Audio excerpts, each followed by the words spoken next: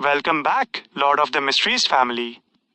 Circle of inevitability के एक और माइंड ब्लोइंग एपिसोड में आप सबका स्वागत है। आज का सफर बेहद खास होने वाला है क्योंकि आज हम चैप्टर 841 से लेकर 850 तक की कहानी को पूरी तरह से डिकोड करने वाले हैं।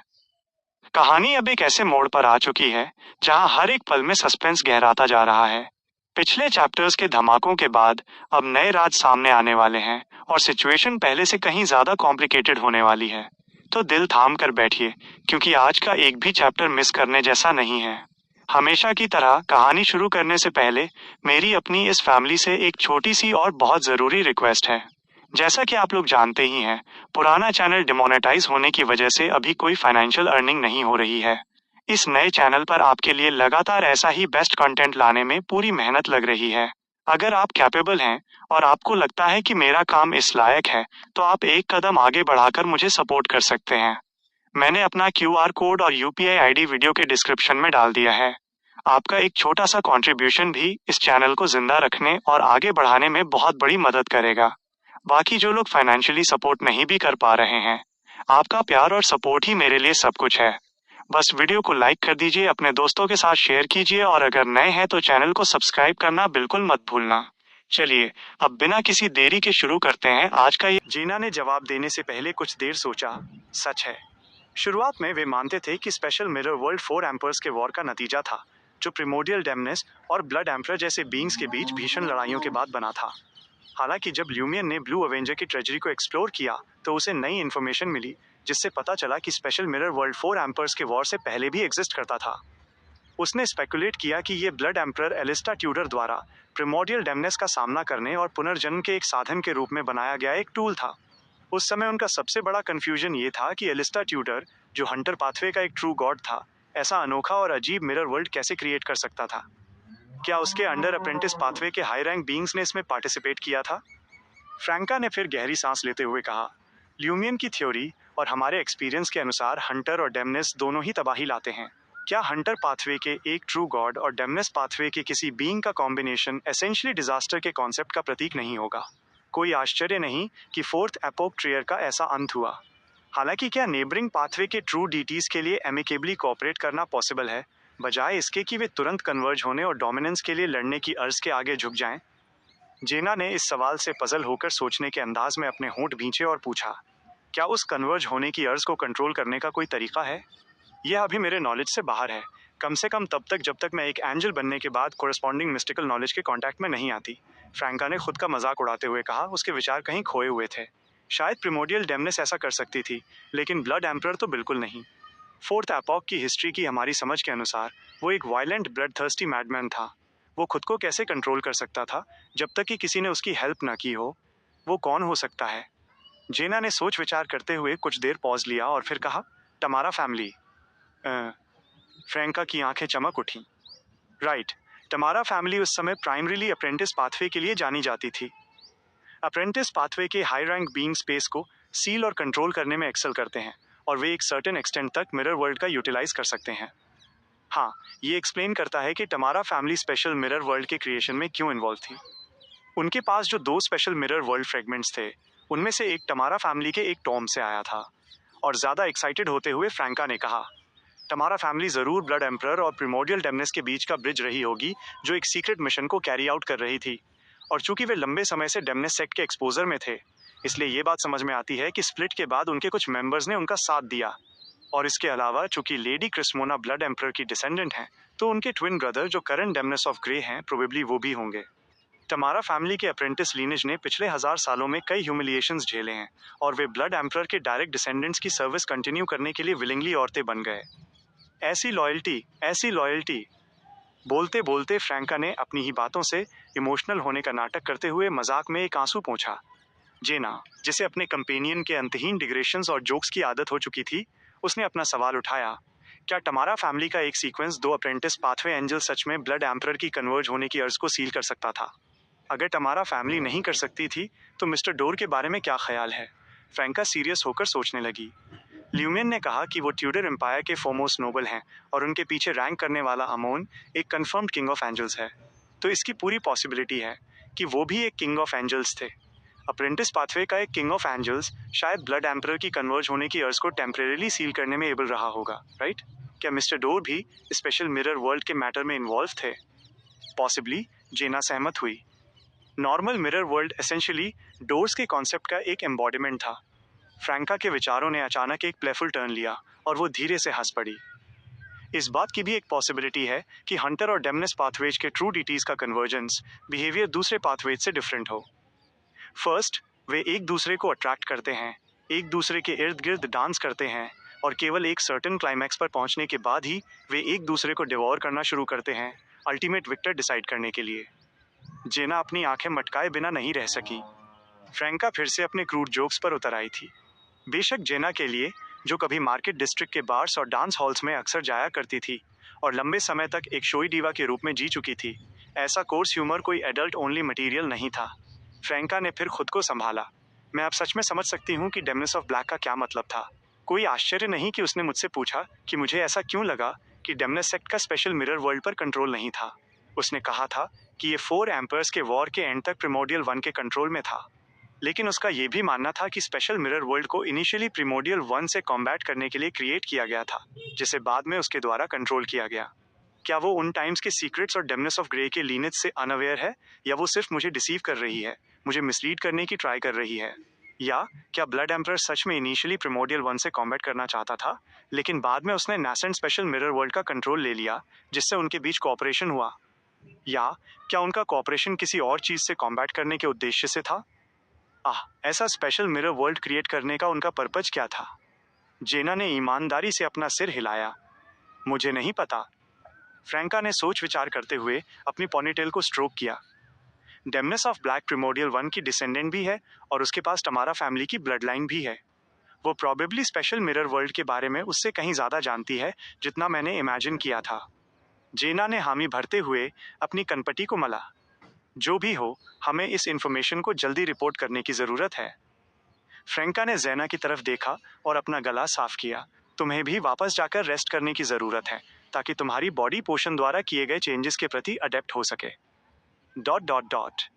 कॉप्स माउंटेन के फुट पर ल्यूमियन अपनी आंखें बंद किए बैठा था। उसकी पीठ लाशों और स्केलेटन्स के ढेरों से टिकी हुई थी और वो ब्रास ईयर प्लग से आ रही मोनोटोनस वॉइस को ध्यान से सुन रहा था। वो अपनी स्टडीज कंप्लीट कर रहा था। अब उसे बाकी बची सभी बुक्स को सुनने की जरूरत नहीं थी। इस एक बुक को मास्टर करना ही प्रोबेबली सफिशिएंट होता। फिर भी ऐसा करने में भी 10 घंटे से ज्यादा का समय लगता। जैसे जैसे समय बीत रहा था, ल्यूमियन की बॉडी कमजोर होती जा रही थी। लाशों और स्केलेटन्स के सपोर्ट के बावजूद वो सीधा नहीं बैठ पा रहा था और खुद को ढहने से बचाने के लिए पूरी तरह से एक्सटर्नल फोर्सेस पर रिलाई कर रहा था। उसकी स्पिरिचुअलिटी तेजी से एवेपोरेट हो रही थी, जिससे वो अब अपनी टेलीपोर्टेशन एबिलिटी का यूज करने में भी अनेबल हो गया था। फॉर्चुनेटली उसने सेलेस्ट द्वारा छोड़े गए आर्टिफैक्ट को संभाल कर रख दिया था और मिस्टिक पैथोजेंस 001 के एक्टिवेशन से पूरी तरह से डिसिपेट हो चुके थे। उसकी कंडीशन उस पॉइंट तक नहीं बिगड़ी थी जहां उसका हार्ट बीट करने के लिए बहुत वीक हो जाता या उसकी स्पिरिट बॉडी डिसइंटीग्रेट होने लगती, जिससे वो बमुश्किल इस स्थिति को बनाए रख पा रहा था। एक इंडिटरमिनेट पीरियड के बाद ल्यूमियन को अचानक खुद में एक नई एनर्जी फील हुई। उसकी बॉडी ने स्ट्रेंथ रिगेन कर ली और उसकी स्पिरिचुअलिटी फिर से रिप्लेनिश हो गई। कोडू टाइम के अकॉर्डिंग सुबह के 6 बज रहे थे। उसकी बॉडी रिफ्रेश्ड और बीमारी से फ्री हो चुकी थी। ल्यूमियन सीधा बैठ गया और अपनी स्टडी का फाइनल पार्ट रिज्यूम किया। लगभग 45 मिनट्स बाद उसने एक डीप वॉइस में एक एंशिएंट हर्मिस वर्ड अटर किया, स्टॉप। उसे फील हुआ कि वो करप्शन के कगार पर था और अब और ज्यादा एक्यूमुलेट नहीं कर सकता था। जैसे ही ब्रास तालिस्मान ने नॉलेज ट्रांसमिट करना फिनिश किया, ल्यूमियन का माइंड हेजी हो गया। वेगली उसने डेंजरस ब्लड स्पॉट से भरा हुआ एक चेड फ्लैग देखा, जो घने डार्कनेस से घिरा हुआ था और धीरे धीरे लहरा रहा था। ल्यूमियन ने लाशों से ढकी हुई जमीन को भी देखा, जहां एक विशाल आर्मी मार्च कर रही थी। धरती खून से सनी हुई थी और अनगिनत कटे हुए हाथ पैर बिखरे थे। खून और रस्ट की एक स्ट्रॉन्ग स्मेल उसकी नाक में चुभी, जैसे कि वो खुद उसी के अंदर से आ रही हो। ल्यूमियन को एक सर्टन कॉल फील हुआ, न केवल उस चेड फ्लैग से बल्कि उसे एनवेलप कर रही घनी डार्कनेस से भी। उसके राइट हैंड की पाम में जलती हुई हीट और बर्फीली कोल्ड और ज्यादा डिस्टिंक्ट हो गई। वे ब्लड एम्परर के रेजिडुअल ऑरा और अंडरवर्ल्ड दाविस्ट द्वारा छोड़ी गई सील से ओरिजिनेट हो रहे थे। उस मोमेंट पर ल्यूमियन को अचानक ऑरोरा ऑर्डर के ड्रीम फेस्टिवल के अरेंजमेंट का एक दूसरा डीपर पर्पज रियलाइज हुआ। अंडरवर्ल्ड दाविस्ट की सील के साथ वो सच में 001 के साथ एक मिस्टिकल सिमिलैरिटी शेयर करता था। 001 कभी ब्लड एम्परर एलिस्टा ट्यूडर का था। फिर वो डेथ के कंट्रोल में आ गया और उसने डेथ पाथवे की पावर्स का करप्शन झेला, जिनका यूज चर्च ऑफ नॉलेज द्वारा खुद 001 को सील करने के लिए भी किया गया था। और अब वो ब्लड एम्परर का रेजिडुअल ऑरा और अंडरवर्ल्ड दावीज द्वारा छोड़ी गई सील कैरी कर रहा था, जिसमें डेथ, एवरनाइट और वॉरियर पाथवेज की पावर्स थीं।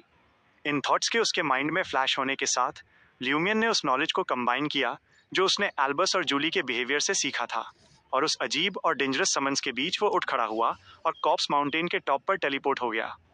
उसने अपनी आंखें नहीं खोली। उस डेथली साइलेंट बर्फीली डार्कनेस में अगर वो आंखें खोलता भी तो उसे कुछ दिखाई नहीं देता। लेकिन जैसे ही वो करीब आया, ल्यूमियन के आईब्रोज के बीच एक शार्प पेन डेवलप हुआ और उसका खून या कुछ और ऐसा लगा जैसे उसके पोर्स और फ्लैश को फाड़कर बाहर निकलना चाहता हो। ल्यूमियन ने रेसिस्ट नहीं किया, वो पेन एंड्योर करता रहा। फाइनली खून जैसी दिखने वाली एक ड्रॉपलेट उसके फोरहेड को चीरती हुई बाहर निकली और उस तरफ उड़ गई जहां 001 लोकेटेड था। एक प्लॉप की आवाज के साथ ल्यूमियन के अंदर ब्लड एम्परर का रेजिडुअल ऑरा अचानक बॉयल ओवर हो गया, जो फ्लेम्स की एक रेजिंग रिवर में बदल गया, जिसने उसकी स्पिरिट बॉडी, ऑर्गन्स और फ्लैश के बीच तबाही मचा दी। उसकी पाम में बर्फीली रॉटिंग सेंसेशन और तेज हो गई, जिससे वो फ्लेम्स की इस रिवर को उसका सारा फ्लैश ले जाने और सील को ब्रेक करने से प्रिवेंट कर रही थी। ल्यूमियन को जल्द ही इतना इंटेंस सफर करना पड़ा कि वो लगभग अपनी कॉन्शियसनेस खोने ही वाला था। केवल तभी जब ब्लड एम्परर का रेजिडुअल ऑरा धीरे धीरे सबसाइड हुआ, उसने स्लोली अपने थॉट्स रीगेन किए। उसने एक लंबी सांस छोड़ी और खुद से विस्पर किया, मुझे अब 001 के लिए प्रॉक्सी होना चाहिए। अगर अंडरवर्ल्ड दाविस्ट की सील ना होती तो वो डेफिनेटली एक और वानाक बन गया होता। नहीं, वानाक नहीं, बल्कि ब्लड एम्परर एलिस्टा ट्यूडर, जो रिटर्न करने के लिए उसकी बॉडी का यूज करता।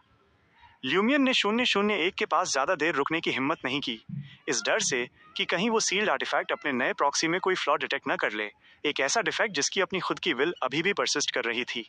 और ल्यूमियन जानता था कि अपने करंट स्टेटस और पावर के साथ 001 को मोरोरा से बाहर ले जाना इम्पॉसिबल था। भले ही चर्च ऑफ नॉलेज उसे ऐसा करने की परमिशन दे देता, तो भी ये केवल उसके खुद के डिस्ट्रक्शन की तरफ ले जाता। एक मार्क छोड़ना और प्रॉक्सी बनना ही इस टास्क को कंप्लीट करने के लिए इनफ है। अनफॉर्चुनेटली 001 टाइटली सील्ड है और एक प्रॉक्सी की स्पेशल एबिलिटीज केवल मोरोरा में ही फुली मैनिफेस्ट की जा सकती हैं। ल्यूमियन ने कुछ वर्ड्स मटर किए और वापस वेस्टलैंड में टेलीपोर्ट हो गया। उसने इमीडिएटली अनडेड सोल्जर्स और आयरन पपेट्स की एक टीम को डार्कनेस में साइलेंटली पेट्रोलिंग करते हुए सेंस किया, जो अपने मूवमेंट्स में सीमिंगली एटर्नल थे। अचानक ल्यूमियन को अपने हार्ट में एक स्टिर फील हुआ। कॉन्ट्रैक्टर्स के बीच के कनेक्शन ने उसे बताया कि लीडर एब्सेस्ड हैंड था।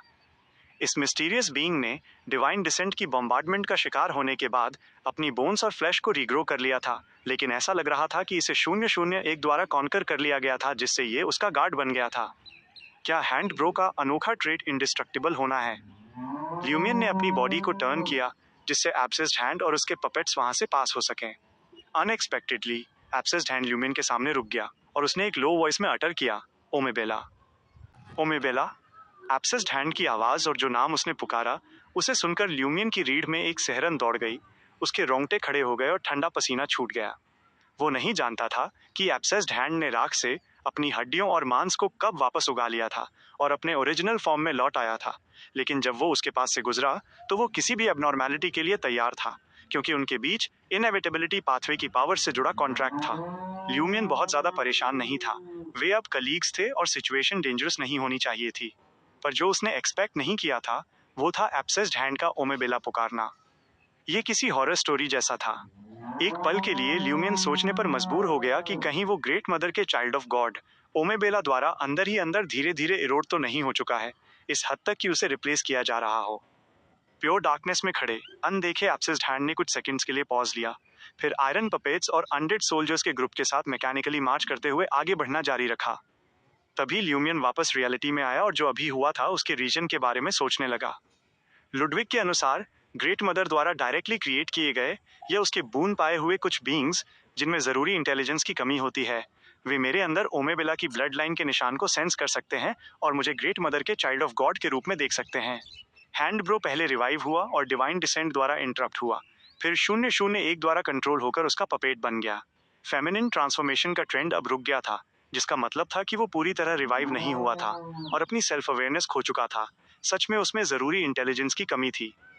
क्या इसे डायरेक्टली ग्रेट मदर ने क्रिएट किया था या इसे उसका बून मिला था?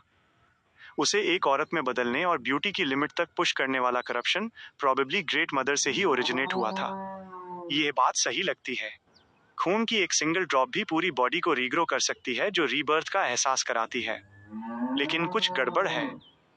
इस लॉजिक से एब्सेस्ड हैंड को मुझे ऑनरेबल चाइल्ड ऑफ गॉड कहना चाहिए था और थोड़ी सबसर्वियंस दिखानी चाहिए थी। हे, डायरेक्टली चाइल्ड ऑफ गॉड का नाम पुकारना तो ब्लास्फेमी है। ल्यूमियन खुद से बड़बड़ाया, उसका कंफ्यूजन और बढ़ गया। इसके अलावा अगर ओमेबेला खुद में एक टाइटल है, तो एब्सेस्ड हैंड को सिर्फ ये जानना चाहिए था कि मैं चाइल्ड ऑफ गॉड हूँ, कोई स्पेसिफिक नाम नहीं। ग्रेट मदर के प्रोबेबली कई चिल्ड्रन ऑफ गॉड होंगे जो लगातार क्रिएट होते रहते हैं। ये कम अक्ल हैंड ब्रो कैसे डिस्टिंग्विश कर सकता है कि कौन कौन है और उनका नाम क्या है? जब तक कि ओमेबेला सबसे स्पेशल चाइल्ड ऑफ गॉड ना हो, या हैंड्रो अपनी पिछली लाइफ में जॉइंट क्वीन ओमेबेला को ना जानता हो। ल्यूमियन ने अपना राइट हैंड उठाया, अपनी ठोड़ी को मला और सोचा कि यहाँ से निकलने के बाद उसे मैडम मैजिशियन को इसकी तुरंत रिपोर्ट करनी चाहिए और देखना चाहिए कि क्या वे एब्सेस्ड हैंड की ओरिजिनल आइडेंटिटी का पता लगा सकते हैं। शायद न्यू सिटी ऑफ सिल्वर के एंशिएंट रिकॉर्ड्स में कुछ क्लूज मिल जाएं। कुछ सेकंड्स के बाद ल्यूमियन उस जगह से वैनिश हो गया और कॉप्स माउंटेन के टॉप के पास वापस टेलीपोर्ट हो गया। एब्सेस्ड हैंड के इंसिडेंट से डिस्ट्रैक्ट होने के बाद उसे याद आया कि उसे अभी भी स्पॉइल्स कलेक्ट करने थे।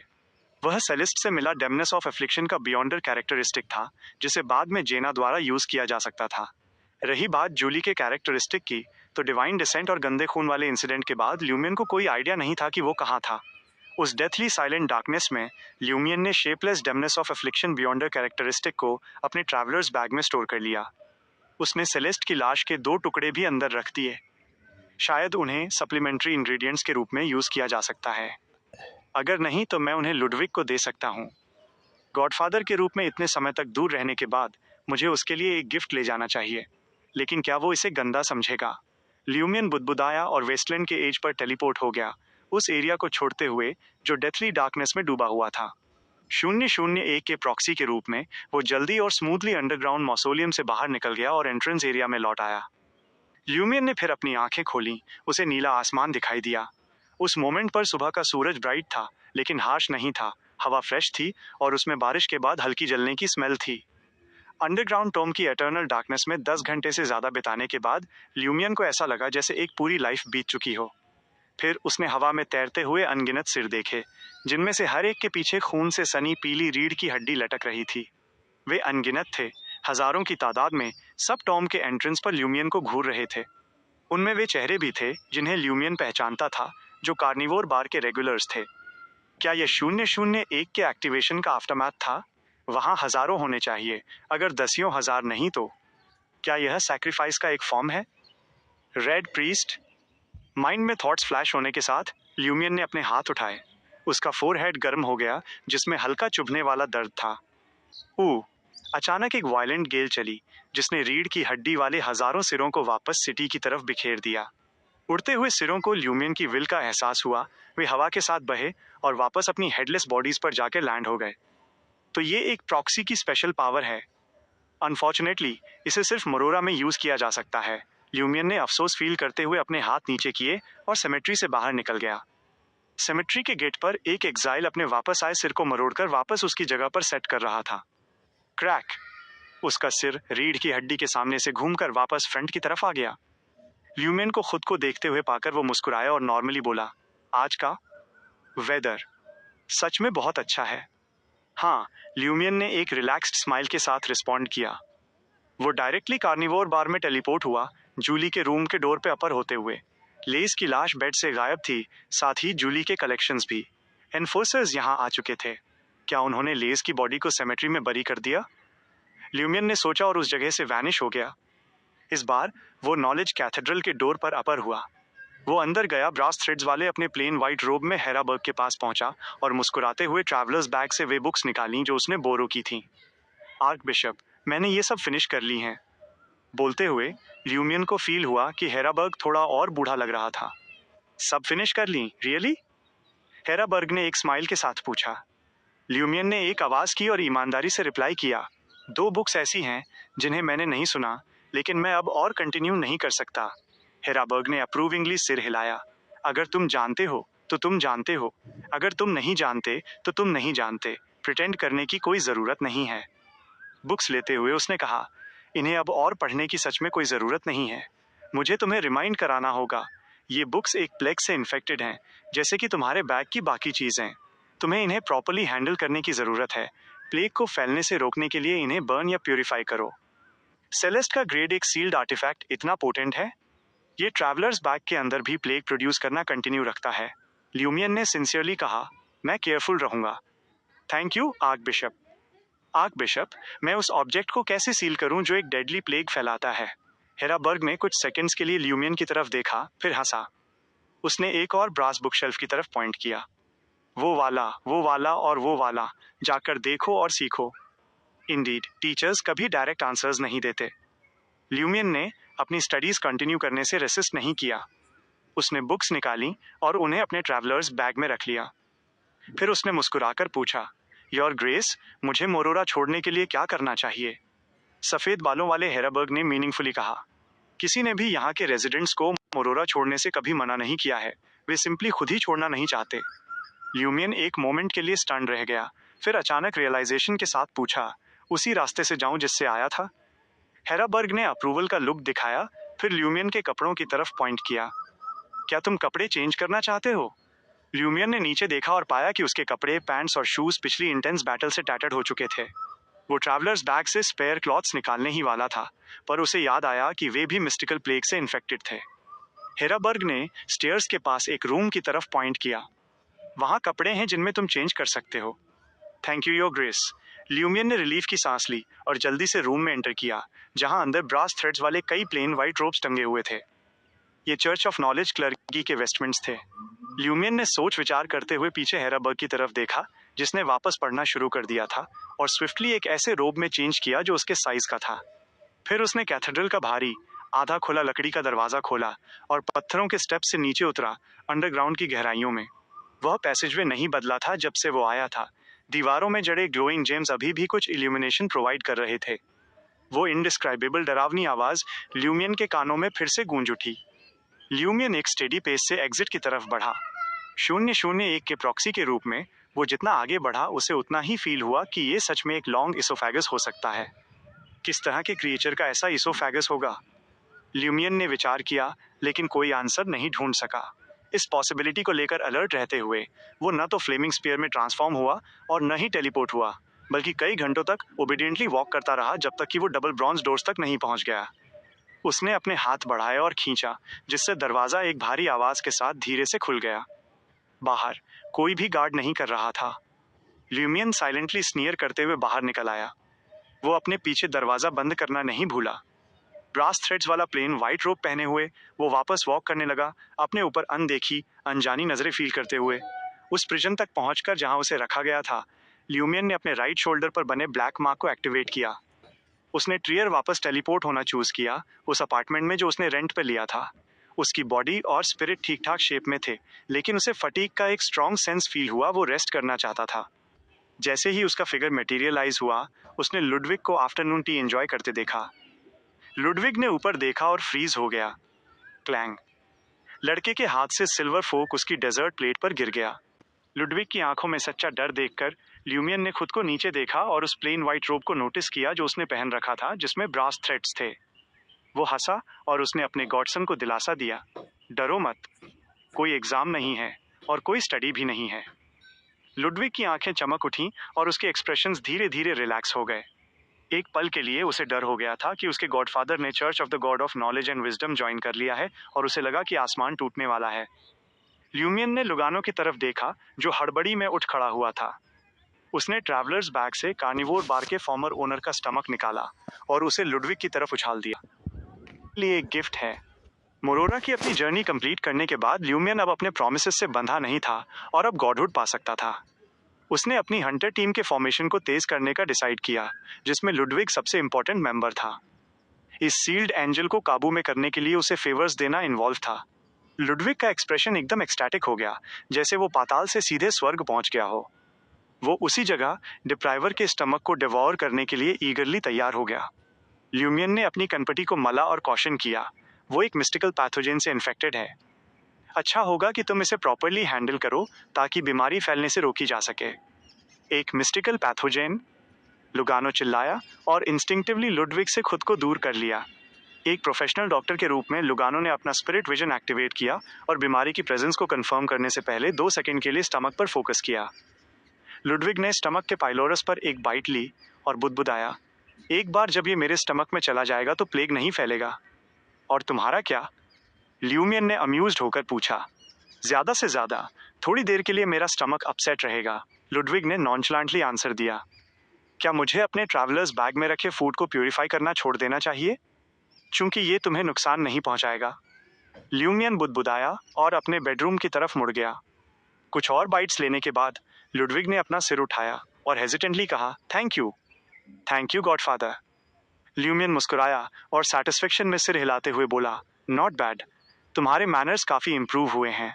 लुडविग अचानक सिहर उठा। उसके गॉडफादर की टोन और एक्सप्रेशन अब उन लोगों से मिलते जुलते थे जिनसे वो सबसे ज्यादा डरता था, यानी उसके टीचर्स। ल्यूमियन ने और कुछ नहीं कहा और अपने बेडरूम की तरफ चल दिया। उसने एक लेटर पेपर फैलाया और मोरोरा की अपनी जर्नी के की पॉइंट्स लिखे, जिसमें उन प्रॉब्लम्स को डिटेल किया जो उसने फेस की थी। फिर उसने डॉल मैसेंजर को समन किया और ट्रैवलर्स बैग के साथ वो लेटर उसे सौंप दिया।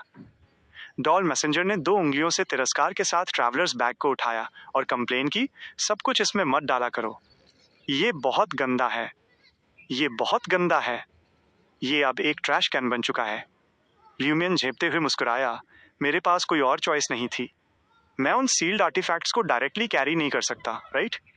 उनके कंबाइंड नेगेटिव इफेक्ट्स मुझे इंस्टेंटली मार सकते थे। डॉल मैसेंजर को भेजने के बाद ल्यूमियन अपने डेस्क पर लगे मेकशिफ्ट ऑल्टर को क्लीन किए बिना ही अपने बेड पर ढह गया। उसने अपनी आंखें बंद कर लीं और अपनी बॉडी को रिलैक्स होने दिया। मोरोरा में वो देर रात तक पढ़ता रहता था और बगल के कमरे में रहने वाली एक मैड डेमनेस और किसी भी मोमेंट एम्बुश करने के लिए तैयार दूसरे एनिमीज की वजह से चैन से सो नहीं पाता था, जिससे उसका माइंड हमेशा हाई अलर्ट पर रहता था। अब उसने फाइनली सेफ्टी का एक लंबे समय से खोया हुआ सेंस फील किया। ल्यूमियन जल्दी ही गहरी नींद में सो गया। जब वो जागा तो एक नए दिन के सुबह के 6 बज चुके थे। रिफ्रेशिंग और कंफर्टेबल। ल्यूमियन उठकर बैठा, स्ट्रेच किया और अपने डेस्क पर अपना ट्रैवलर्स बैग और एक लेटर देखा। मैसेंजर मेरे जागे बिना आ गई। इसका मतलब है कि मैं उस पर काफी भरोसा करता हूँ। ल्यूमियन बुदबुदाया और अपने डेस्क की तरफ बढ़ा और कर्टन्स हटाए। सुबह की रोशनी में वो बैठ गया और मैडम मैजिशियन का रिप्लाई पढ़ने लगा। अभी के लिए एक मार्क छोड़ना और प्रॉक्सी बनना ही इनफ है। दूसरे मैटर्स को बाद में डील किया जा सकता है। इन शॉर्ट, 001 के रिगार्डिंग तुम कम से कम डेमनेस सेक्ट और रेड एंजल से आगे निकल चुके हो। हालांकि कोई चीज चाहे कितनी भी बेनिफिशियल लगे, उसके अपने ड्रॉबैक्स हमेशा होते हैं। इसका मतलब है कि तुम ऑफिशियली रेड प्रीस्ट की पोजीशन के लिए compete करने वाले स्टेज पर कदम रख चुके हो। तुम और ज्यादा अटेंशन और डेंजर फेस करोगे। पहले डेमनेस सेक्ट तुम्हें एक पोटेंशियल एली के रूप में देखती होगी और रेड एंजल तुम्हें यूज करने के बारे में सोचता होगा। अब प्रॉक्सी पोजीशन को खाली कराने के लिए तुम्हें एलिमिनेट करना उनके लिए एक प्रैक्टिकल ऑप्शन होगा। तुम्हें 2 ऑफ कप्स को भी कॉशियस रहने के लिए रिमाइंड कराना चाहिए, ताकि वो डेमनेस सेक्ट द्वारा एक्सप्लॉइट होने से बच सके। बेशक, चूंकि डेमनेस सेक्ट और रेड एंजल दोनों को इससे कुछ न कुछ मिला है, हर किसी ने 001 पर थोड़ा खून छोड़ा है, इसलिए तुम्हें टारगेट करने की उनकी इमीडिएट अर्जेंसी बहुत हाई नहीं है।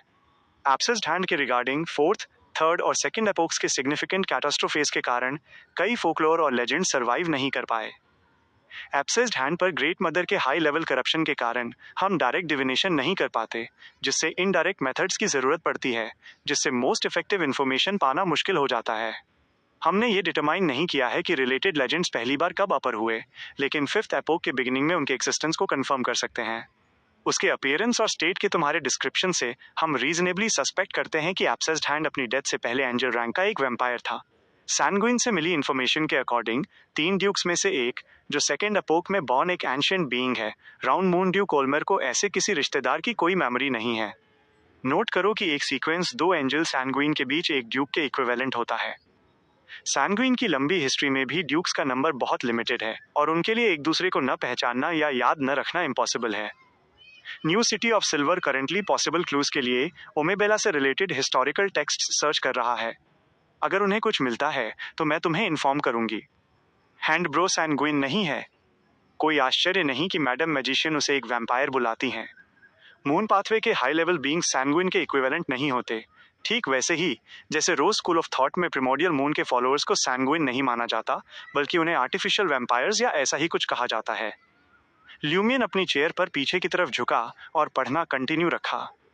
तुम ऑरोरा ऑर्डर से भी इंफॉर्मेशन पाने की ट्राई कर सकते हो। वे जिस पर बिलीव करते हैं उसके पास जो सीक्रेट्स हैं वे ट्रू गॉड्स के बीच भी टॉप पर आते हैं। मेरे डिविनेशन के अकॉर्डिंग एल्बस मेडिची अभी भी अलाइव है। उसके एंसेस्टर रेड एंजल ने हॉस्टल प्लान के थ्रू फोर्थ एपोक ट्रियर में एंटर करने के बाद स्पेशल मिरर वर्ल्ड में किसी पर्सन या किसी चीज के साथ एक तरह का टैसिट एग्रीमेंट किया था। इसने एल्बस के लिए स्पेशल मिरर वर्ल्ड के थ्रू मोरोरा से एस्केप करने के डेंजर को सिग्निफिकेंटली रिड्यूस कर दिया था। अफसोस करने की कोई जरूरत नहीं है। ये अच्छी न्यूज है। कम से कम हम जानते हैं कि red angel special mirror world में पावरफुल बीइंग्स के साथ कोऑपरेट कर रहा होगा। ग्रेड एक सील्ड आर्टिफैक्ट को ब्लैक टीयर कहा जाता है, जो एक डेमनेस ऑफ डेस्पेयर की डेथ के बाद उसके आंसुओं से बना था, जो उसके बियॉन्डर कैरेक्टरिस्टिक्स के साथ फ्यूज हो गया था। ब्लैक टीयर लगातार उस मिस्टिकल पैथोजन को प्रोड्यूस करता है जिसने तुम्हें इन्फेक्ट किया था, और ये बिना रुके इसे चारों तरफ फैलाता है। ब्लैक टीयर पहनने से तुम्हारा चार्म सिग्निफिकेंटली एनहेंस हो जाता है, एक हल्के फेमिनिन टच के साथ, लेकिन ये तुम्हारा जेंडर चेंज नहीं करेगा। ब्लैक टीयर तुम्हें कुछ मिरर मैजिक मास्टर करने में हेल्प कर सकता है, जिसमें मिरर वर्ल्ड के थ्रू मैसेजेस पास करना, मिरर ट्रैवर्सल और मिरर इल्यूजन्स शामिल हैं। ये तुम्हारे कल को और ज्यादा लीथल बनाता है, जिससे तुम अपनी सारी पावर को एक सिंगल कल में इन्फ्यूज कर सकते हो। उन प्लेसेस पर जहां स्पेशल मिरर वर्ल्ड है, ब्लैक टीयर तुम्हें उसके स्पेशल कैरेक्टरिस्टिक्स और पावर को यूटिलाइज करने में हेल्प कर सकता है। ये उसके इफेक्ट्स थे। नेगेटिव इफेक्ट्स ये हैं। पहनने वाला भी मिस्टिकल पैथोजन से इन्फेक्ट हो जाता है, जिसमें डेमनेसेस ऑफ एफ्लिक्शन कम अफेक्टेड होती हैं और ज़्यादा रेजिस्टेंट होती हैं। पहनने वाला हर 45 से 90 सेकंड्स में इंटरमिटेंट प्लेजर एक्सपीरियंस करता है। सिर्फ इसे कैरी करने से भी तुम ज़्यादा इमोशनल हो जाते हो, ज़्यादा ईजिली मूव और परस्यूड हो जाते हो। ब्लैक टीयर पास में होने से अनवांटेड रोमांटिक एनकाउंटर्स की लाइक्लीहुड भी बढ़ जाती है, जो डेमनेस ऑफ डेस्पेयर की डेथ से पहले के कर्स पर बेस्ड है। ये पढ़कर ल्यूमियन अपनी आईब्रो उठाए बिना नहीं रह सका। ये sealed artifact monks chasing dogs जैसी किसी फॉरबाइडन बुक के लिए ज़्यादा सूटेबल लगता है। हर 45 से 90 सेकंड्स में प्लेजर मिलना बैटल में एक मेजर प्रॉब्लम है। फ्रैंका भी इसे यूज़ नहीं कर सकती जब तक कि ये एक क्विक फाइट न हो। मिस्टिकल प्लेग अपना समय लेता है। अभी के लिए मैं इसे सिर्फ एक अनलिमिटेड मिरर कफलिंग की तरह ट्रीट कर सकता हूँ, इसे ब्रीफली यूज़ करके और फिर इसे सील करके। ल्यूमियन ने विचार किया और मैडम मैजिशियन के सीलिंग मेथड्स को पढ़ना कंटिन्यू रखा। सबसे वर्सेटाइल सोल्यूशन ये है कि सन पाथवे का एक ऐसा सील्ड आर्टिफैक्ट ढूंढा जाए जो लगातार सराउंडिंग एरिया को प्यूरिफाई करता रहे और उसे ब्लैक टीयर के साथ रख दिया जाए। सन पाथवे सील्ड आर्टिफैक्ट के नेगेटिव इफेक्ट्स को कैसे मिटिगेट करना है, ये दूसरा मैटर है। सबसे सिंपल लेकिन सबसे डिमांडिंग सोल्यूशन ये है कि ब्लैक टीयर को एक मिरर में रख दिया जाए, जिससे पैथोजन मिरर के पीछे के एरिया तक ही कन्फाइंड रहे। चिंता मत करो, प्लेग मिरर के थ्रू ट्रैवल नहीं कर सकता। इशू ये है कि मिरर वर्ल्ड के साथ इंटरेक्ट करने के लिए दूसरे आइटम्स के बिना तुम ब्लैक टीयर को वापस रिट्रीव नहीं कर पाओगे। अगर इसे सील करने वाला मिरर ब्रेक होता है तो ब्लैक टीयर मिरर वर्ल्ड में खो जाएगा और न जाने कहाँ भटकता रहेगा। कस्टम सोल्यूशन ये है कि मैंने तुम्हारे ट्रैवलर्स बैग में एक सेपरेट स्पेस आइसोलेट कर दिया है।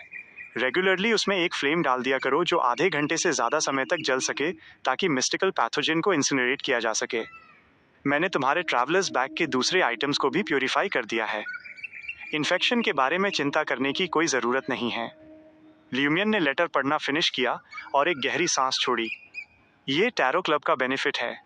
लेटर को बर्न करने के बाद उसने ट्रैवलर्स बैग चेक किया, ये कंफर्म करते हुए कि सेलेस्ट का डेमनेस ऑफ एफ्लिक्शन बियॉन्डर कैरेक्टरिस्टिक एक ब्यूटीफुल आई के रूप में था, जो ब्लैक टीयर के साथ आइसोलेटेड स्पेस में लाश के टुकड़ों के साथ स्टोर था। इसे बाद में यूज़ करने के लिए उसे पहले इसे प्यूरीफाई या डिइंफेक्ट करने की ज़रूरत होगी। ट्रैवलर्स बैग को टांगते हुए ल्यूमियन रूम में लगे फुल लेंथ मिरर की तरफ बढ़ा। ल्यूमियन ने अपना हाथ मिरर के सरफेस पर रखा और उस कॉन्ट्रैक्ट एबिलिटी को एक्टिवेट किया जो मिरर मार्क को रिप्रेजेंट करती थी। इमीडिएटली उसने अपने छोड़े हुए मल्टीपल मार्क्स को सेंस किया। कुछ साफ थे, कुछ धुंधले थे और कुछ होराइजन पर दूर की चमक की तरह थे। साफ वाले मार्क्स मॉरन एविग्नी के स्टडी रूम और फ्रैंका के रेंटेड अपार्टमेंट से आ रहे थे। धुंधले वाले मार्क्स, जो अक्सर अपनी लोकेशन बदलते रहते थे, ब्लू अवेंजर की ट्रेजरी से ओरिजिनेट हो रहे थे। दूर की चमक ने ल्यूमियन को एक विशाल रात द्वारा सेपरेट होने की फीलिंग दी। जो अनरीचेबल थे वे मार्क्स थे जो उसने मोरोरा के वेरियस मिरर्स पर छोड़े थे। उसी समय ल्यूमियन को एक स्ट्रॉन्ग कॉलिंग फील हुई। उसने अपने और सिटी ऑफ एग्जाइल्स के बीच एक अनोखा, सॉलिड और टाइट कनेक्शन सेंस किया। उसकी माइंड की आंख में एक डार्क, इल्यूसरी वर्ल्ड और लाशों का पहाड़ अपर हुआ। जंग और खून की स्मेल उसकी नाक में भर गई और उसका फोरहेड थोड़ा झनझनाया। अगर मैं चाहूँ तो मैं अभी ब्लैक टीयर का यूज़ कर सकता हूँ, मिरर में एंटर कर सकता हूँ और वापस मोरोरा टेलीपोर्ट हो सकता हूँ। ल्यूमियन को अचानक रियलाइज हुआ, बेशक ऐसे टेलीपोर्टेशन को स्पेशल मिरर वर्ल्ड से होकर गुजरना पड़ता, जो ल्यूमियन के लिए एक्सट्रीमली डेंजरस था। उसने फिर से फोकस किया और 001 के लिए एक प्रॉक्सी बनने के बाद अपनी बॉडी में हुए चेंजेस को एग्जामिन करने लगा। उसे एक कंक्लूजन पर पहुंचने में ज्यादा समय नहीं लगा। मोरोरा में 001 डैमेज का कुछ हिस्सा एब्जॉर्ब करने में मेरी हेल्प करेगा। मैं वेदर को इन्फ्लुएंस कर सकता हूँ, या तो इसे सिमिलर बना सकता हूँ या इसे एक डिजास्टर में बदल सकता हूँ। मैं फॉग ऑफ वॉर का एक छोटा एरिया क्रिएट कर सकता हूँ। खुद को और अपनी टीम को एनहेंस करने के लिए वॉर क्राई और वॉर सॉन्ग जैसी एबिलिटीज का यूज कर सकता हूँ और एनिमीज को वीक कर सकता हूँ। एडिशनली मैं टेम्परेरीली एक सीक्वेंस 4 आयरन ब्लडेड नाइट के इक्विवेलेंट बन सकता हूँ, जिसमें केवल गॉडहुड और एक इनकम्प्लीट मिस्टिकल फॉर्म की कमी होगी।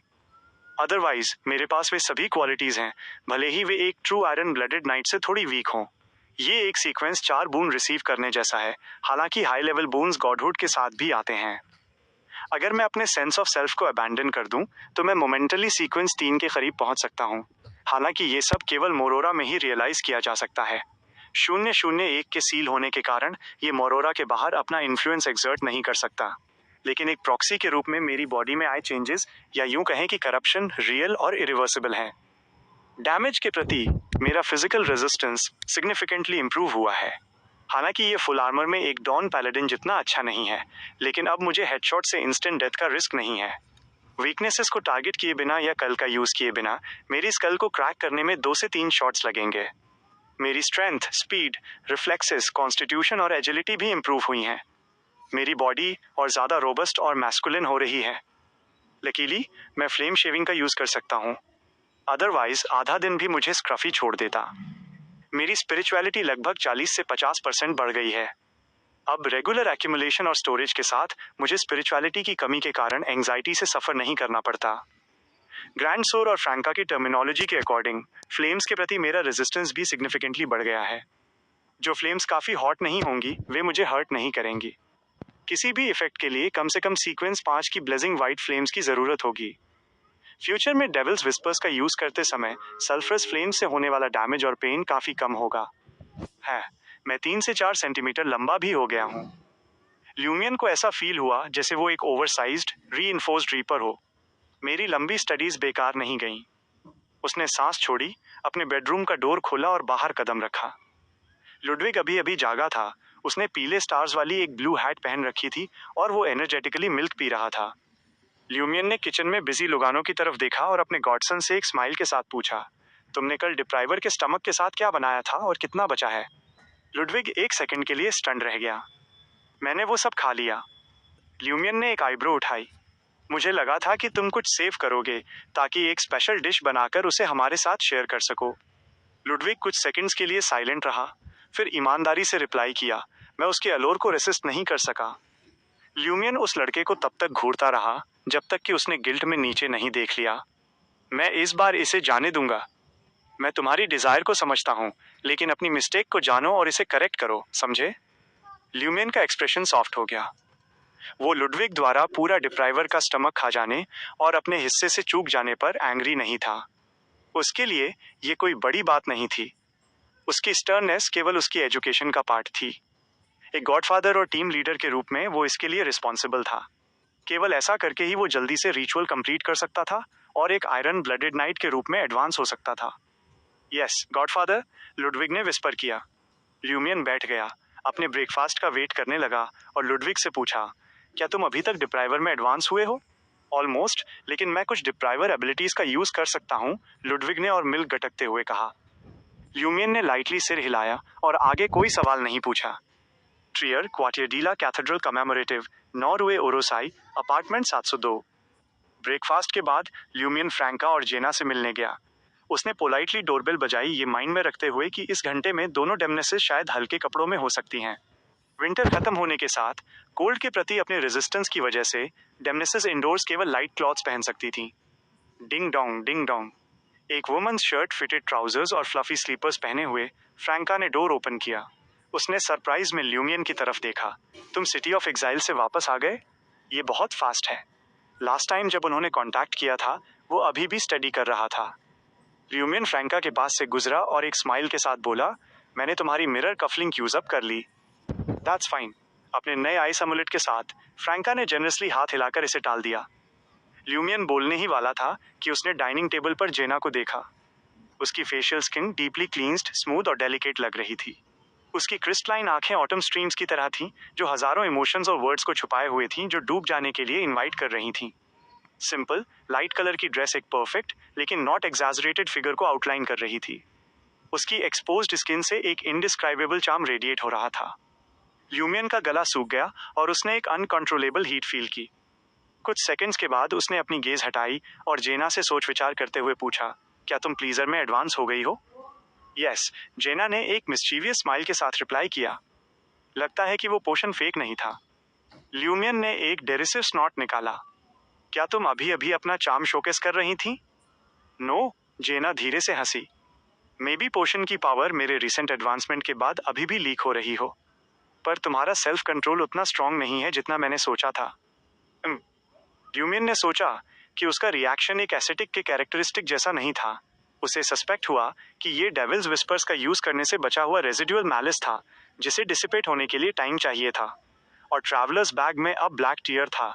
भले ही वो आइसोलेटेड था, लेकिन बैक ग्रेड एक सील्ड आर्टिफैक्ट के इन्फ्लुएंस को पूरी तरह ब्लॉक नहीं कर सकता था। कुछ नेगेटिव इफेक्ट्स हमेशा बाहर सीप कर जाते थे। इसीलिए उसे आइसोलेटेड स्पेस में मिस्टिकल पैथोजेन को रेगुलरली बर्न करने की जरूरत थी। एक एक्सक्यूज ढूंढते हुए ल्यूमियन ने स्कोफ किया।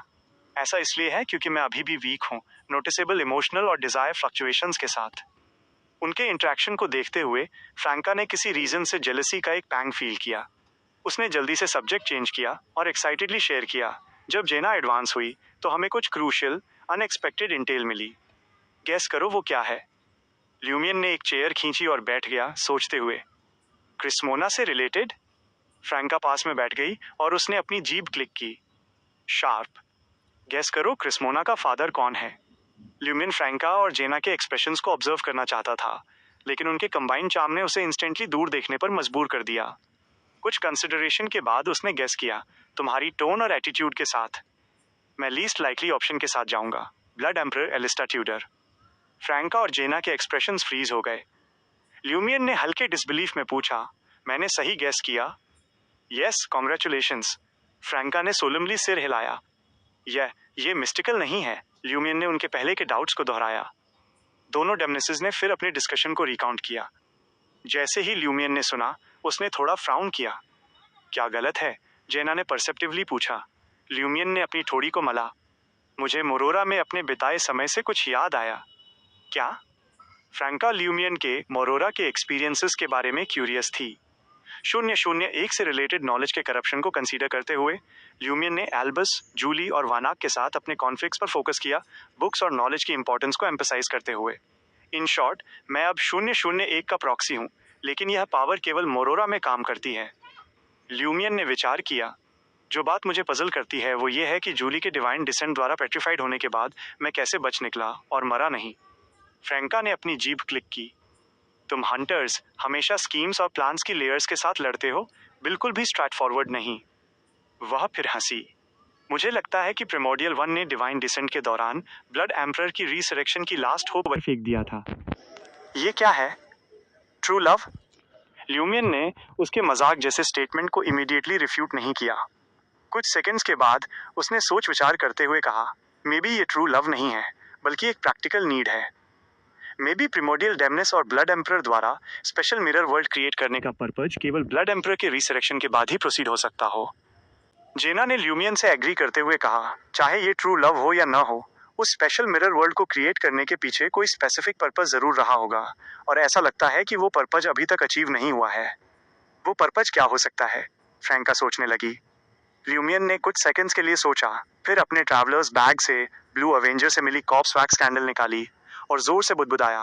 वो स्पेशल मिरर वर्ल्ड शायद हंटर पाथवे के एक ट्रू गॉड और डेमनेस पाथवे के एक ट्रू गॉड द्वारा जॉइंटली क्रिएट किया गया था। ये कॉप्स वैक्स कैंडल दोनों पाथवेज के डेमीगॉड्स के कॉप्स वैक्स से क्राफ्ट की गई थी, जिसे दूसरे सब्सटेंस के साथ मिक्स किया गया था। मिस्टिसिज्म में लॉ ऑफ सिमिलैरिटी के अकॉर्डिंग दोनों के बीच कोई कनेक्शन हो सकता है। जब मैं एक डेमीगॉड बन जाऊंगा तो मैं बंसी जाऊंगा, मैडम मैजिशियन द्वारा मेंशन की गई स्पेसिफिक लोकेशन ढूंढूंगा, इस कॉप्स वैक्स कैंडल को जलाऊंगा और ये देखने के लिए एक सीक्रेट डीड रिचुअल कंप्लीट करूंगा कि मैं क्या डिस्कवर कर सकता हूँ। ये हमें स्पेशल मिरर वर्ल्ड के सीक्रेट्स को अनकवर करने में हेल्प कर सकता है।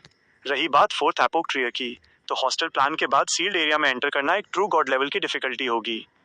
उस समय मैटर पर नजर रखने के लिए एक मेजर अरकाना कार्ड होल्डर के लिए अप्लाई करेंगे। फ्रैंका को कोई ऑब्जेक्शन नहीं था। उसने बस ल्यूमियन को कॉशियस रहने के लिए रिमाइंड कराया। रिसेंट पीरियड के एक्सपीरियंसेस एक्सचेंज करने के बाद फ्रैंका रिलैक्स्ड हो गई, अपनी चेयर पर पीछे की तरफ झुकी और ब्राइट आंखों से बोली, तुम मोरोरा गए और हंटर साइड पर तुम्हें ज्यादा कुछ नहीं मिला। तुम सिर्फ 001 के प्रॉक्सी बने, लेकिन तुम्हें डेमनेस पाथवे से बहुत कुछ मिला, जैसे डेमनेस ऑफ एफ्लिक्शन का बियॉन्डर कैरेक्टरिस्टिक और एक ग्रेड, एक सील्ड आर्टिफैक्ट जो डेमनेस ऑफ डेस्पेयर के इक्विवेलेंट है। तुम्हारा क्या इम्प्लीकेशन है? ल्यूमियन ने एक स्माइल के साथ पूछा। फ्रैंका हंसी। मुझे इसकी जरूरत नहीं है। मैं डेमनेस सेक्ट से वो सब पाने में एबल रहूंगी जिसकी मुझे जरूरत है। एकमात्र कंसर्न ये है कि रिचुअल कैसे कंप्लीट किया जाए। काश मैं मोरोरा जा पाती। ये डेमनेस ऑफ डेस्पेयर रिचुअल के लिए परफेक्ट है। इसमें कोई गिल्ट इन्वॉल्व नहीं है। बस तुम्हारे एग्जाम्पल सुनकर ही मुझे पता चल गया है कि वो प्लेस टैलेंट, क्रिमिनल टैलेंट और ह्यूमन एविल की लिमिट्स एक्सप्लोर करने वाले लोगों से भरा है। मेरा मतलब है, जेना के सीक्वेंस 4 तक के बियॉन्डर कैरेक्टरिस्टिक्स हमारे फुल पोजीशन में हैं। तुम्हारा उन्हें बेचने का कोई प्लान नहीं है ना? जेना ने इंस्टिंक्टिवली कहा, लेकिन मैंने अभी तक डेमनेस ऑफ एफ्लिक्शन बियॉन्डर कैरेक्टरिस्टिक के लिए इनफ मनी सेव नहीं की है। मैं अभी भी हजारों वर्ल्ड डोर से पीछे हूँ। ल्यूमियन हंसा। चिंता करने की कोई जरूरत नहीं है। अब से तुम दोनों ऑफिशियली मेरी टीम का पार्ट हो। टीम लीडर के रूप में मैं तुम्हारे कंट्रीब्यूशन के बेसिस पर तुम्हें रिवॉर्ड दूंगा। ये मनी या आइटम्स हो सकते हैं। उसने ये क्लियर कर दिया कि ये चीजें जेना के लिए थीं। ऐसा नहीं था कि वो खुद उनका कंजम्पशन कर सकता था, लेकिन चूंकि वे एक टीम थे, इसलिए वहां क्लियर रिवॉर्ड्स और पनिशमेंट्स होने चाहिए थे, ना कि चीजें फ्री में देना। यहाँ तक कि लुडविग को डिप्राइवर का स्टमक देना भी एक गॉडफादर के ट्रिप से लौटने और अपने गॉडसन के लिए गिफ्ट लाने के प्रिटेंस के अंडर था। जेना का एक्सप्रेशन रिलैक्स्ड हो गया और उसने अपनी आंखों में एक स्माइल के साथ चिढ़ाया, क्या हमें अब तुम्हें कैप्टन बुलाना चाहिए? कोई जरूरत नहीं है। एक अच्छी टीम एक दूसरे को नाम या निकनेम से एड्रेस कर सकती है। ल्यूमियन ने अपनी गेज फ्रैंका की तरफ टर्न की, पुराने टॉपिक पर वापस आते हुए। मैंने तुम्हारी मिरर कफलिंक यूज अप कर ली। तुम्हें क्या कंपेंसेशन चाहिए? इतने पोलाइट होने की कोई जरूरत नहीं है। अपने आइस एमुलेट के साथ फ्रैंका ने जेनरसली हाथ हिलाकर इसे टाल दिया। अगर मुझे फ्यूचर में ब्लैक टीयर या स्वॉर्ड ऑफ कर्टसी की जरूरत होगी तो मैं उन्हें तुमसे बोरो कर लूंगी। चिंता मत करो, मैं थिक स्किन्ड हूं और एम्बैरेस्ड फील नहीं करूंगी। बोलते बोलते उसने लाई ईयररिंग निकाली और उसे वापस ल्यूमियन की तरफ उछाल दिया। तुम्हें इसे रखना चाहिए। मुझे डर है कि मैं अपने फेस और बॉडी को परमानेंटली ऑल्टर करने के लिए टेम्प्टेड हो जाऊंगी और लाई की एडिक्टेड हो जाऊंगी। ल्यूमियन जानता था कि फ्रैंका जेनरस होने का प्रिटेंड नहीं कर रही थी। उसने लाई को कैच किया और उसे रिमाइंड कराया, डेमनेस ऑफ ब्लैक के साथ डील करते समय एक्स्ट्रा केयरफुल रहना। उसे जल्द ही मोरोरा में 001 की बैटल में मेरे इन्वॉल्वमेंट के बारे में पता चल जाएगा और वो सस्पेक्ट करेगी कि मैं ही वो था जो एंड तक परसिस्ट कर रहा था। अंडरस्टूड। फ्रैंका ने सोलमली सिर हिलाया। जेना की आंखें टिमटिमाई और उसने सोच विचार करते हुए कहा, क्या मुझे कुछ समय के लिए कहीं और मूव कर जाना चाहिए? फ्रैंका के पजल लुक और ल्यूमियन के अप्रूविंग नोट को देखकर जेना ने केयरफुली एक्सप्लेन किया, डेमनेस ऑफ ब्लैक ल्यूमियन के बारे में इंफॉर्मेशन गैदर करने के लिए सीक्रेटली तुम्हें मॉनिटर कर सकती है। अगर मैं तुम्हारे साथ रहना कंटिन्यू रखूंगी तो मैं इनएविटेबली उसका अटेंशन अट्रैक्ट करूंगी। एक हाई रैंकिंग डेमनेस से प्रोलॉन्ग कंटिन्यूअस ऑब्जर्वेशन फेस करते हुए मुझे नहीं लगता कि मैं अपने सीक्रेट्स रख पाऊंगी। इसके बारे में सोचो। मेरे पास अब एक डेमनेस ऑफ प्लीजर का चार्म है जो एक वैम्पायर की ब्यूटी से डिफरेंट है। डेमनेस ऑफ ब्लैक की कुछ और गेजेस पड़ी तो उसे कुछ गड़बड़ नोटिस हो जाएगी। अगर मैं कहीं और रहूंगी तो मैं तुमसे मिलने आने से पहले मेकअप से इस चार्म को डिस्गाइज कर सकती हूँ या लाई का यूज कर सकती हूँ। लाई को हर समय नहीं पहना जा सकता था और सोते समय भी मेकअप मेंटेन रखना डेमनेस ऑफ ब्लैक का सस्पिशन अराउज कर देता। ऑलराइट, फ्रैंका जेना के रीजनिंग से कन्विंस हो गई। उसने थोड़े रिजेंटमेंट के साथ ल्यूमियन की तरफ देखा, सोचते हुए तुम सच में मुसीबत लेकर आते हो। डेमनेस ऑफ ब्लैक के मुझे वॉच करने के साथ मैं जेना की प्लीजर पोशन डाइजेस्ट करने में कैसे हेल्प कर सकती हूँ? फ्रैंका ने सांस छोड़ी और ल्यूमियन से पूछा, तुम अमांदिना को समैरिटन वुमेन स्प्रिंग पर कब ले जाओगे? तुम बहुत जल्दी वापस आ गए। मुझे अभी तक उसे बेहतर तरीके से जानने का टाइम नहीं मिला है, फ्रैंका ने कंप्लेन की। ल्यूमियन ने कुछ सेकंड्स के लिए विचार किया। जब मेरी कंडीशन स्टेबलाइज हो जाएगी। बाकी समय जेना ने अपने पर्सनल बिलोंगिंग्स पैक किए और आसपास के एरिया में एक अपार्टमेंट ढूंढने निकल गई जिसमें वो उसी दिन मूव कर सके, जबकि ल्यूमियन लुडविग को काबू करना कंटिन्यू रखने के लिए अपने प्लेस पर लौट आया। फ्रैंका रात होने तक मिरर पर्सन जैस्मीन के वेयरअबाउट्स ट्रैक करना कंटिन्यू रखती रही। एम्प्टी और कोल्ड अपार्टमेंट को देखते हुए उसने अंदर ही अंदर सांस छोड़ी और खुद को लॉन्ग सोफा पर फेंक दिया। कुछ देर बाद लिविंग रूम के फुल लेंथ मिरर का सरफेस अचानक एक डार्क लाइट के साथ शिमर हुआ। डेमनेस ऑफ ब्लैक का फेस फ्रंटली अपर हुआ। फ्रैंका एब्रप्टली खड़ी हो गई और उसने रिस्पेक्टफुली बो किया। Good evening madam Clarice. उसी समय उसने अपने हार्ट में बुदबुदाया, डेमनेस ऑफ ब्लैक सच में जानती है कि मैं कहाँ रहती हूँ। डेमनेस ऑफ ब्लैक। क्लैरिस ने मिरर के बाहर फ्रैंका की तरफ देखा। उसका एक्सप्रेशन थोड़ा डिटैच था और उसने पूछा, क्या तुम्हारा लवर सीएल ट्रियर वापस आ गया है? वो आ गया है। फ्रैंका इसके लिए प्रिपेयर्ड थी और उसने ईमानदारी से आंसर दिया। डेमनेस ऑफ ब्लैक ने एक मोमेंट के लिए फ्रैंका को स्क्रूटिनाइज किया, फिर धीरे से हंसी। तुम दोनों कई हफ्तों से अलग रहे हो। रियूनाइट होने पर तुम दोनों डेफिनेटली एक दूसरे की कंपनी पूरी तरह एंजॉय कर रहे होगे। क्या वो और ज्यादा विगोरस हो गया है? तुम मुझसे पूछ रही हो? मैं किससे पूछूं? मुझे कैसे पता होगा? इस सवाल का क्या पॉइंट है? फ्रैंका ने साइलेंटली ग्रम्बल किया। ऐसा सवाल पूरी तरह से उसके और ल्यूमियन के एक्सपेक्टेशंस के बाहर था। उस मोमेंट पर फ्रैंका की बैक पर ठंडा पसीना आ गया क्योंकि उसका माइंड तेजी से दौड़ रहा था, उसकी थिंकिंग एबिलिटी को लिमिट्स तक पुश करते हुए। विगोरस। डेमनेस ऑफ ब्लैक ने एक बार कहा था कि एक हंटर का टेस्ट भी बुरा नहीं होता। उनकी सीक्वेंस जितनी हायर होगी वे उतने ही विगोरस होते जाएंगे। क्या डेमनेस ऑफ ब्लैक इस डिटेल से ल्यूमियन का करंट स्टेट कंफर्म करने की ट्राई कर रही है, ये देखने के लिए कि क्या वो 001 का प्रॉक्सी बन चुका है? अगर ल्यूमियन और मैं सच में लवर्स होते तो ऐसी डिटेल इजीली ओवरलुक हो जाती और डेमनेसिस के लिए ऐसी चीजें डिस्कस करना नॉर्मल है। उस केस में मैं नेचुरली वो आंसर रिवील कर देती जो डेमनेस ऑफ ब्लैक ढूंढ रही है। क्या मुझे इसे ल्यूमियन के लिए हाइड करना चाहिए? नो, वो पहले से ही हाईली सस्पिशियस है। इसे हाइड करने का मतलब होगा खुद को सस्पिशन में घसीटना। हालांकि मैं शायद पहले से ही सस्पेक्टेड हूँ। ल्यूमियन ने आज सुबह कहा था कि इस बारे में झूठ मत बोलना, लेकिन बहुत ज्यादा क्लियर भी मत होना। 2 या 3 सेकंड्स के भीतर फ्रैंका ने अपना राइट हैंड उठाया, अपना माउथ कवर किया और एक छोटी जम्हाई ली। फिर उसने शाइनेस और प्राइड के मिक्स के साथ कहा, हालांकि उसने अभी तक एडवांस नहीं किया है और वो इससे काफी दूर है, वो सच में बहुत ज्यादा विगोरस हो गया है। मुझे ऑलमोस्ट कॉन्कर्ड फील होता है।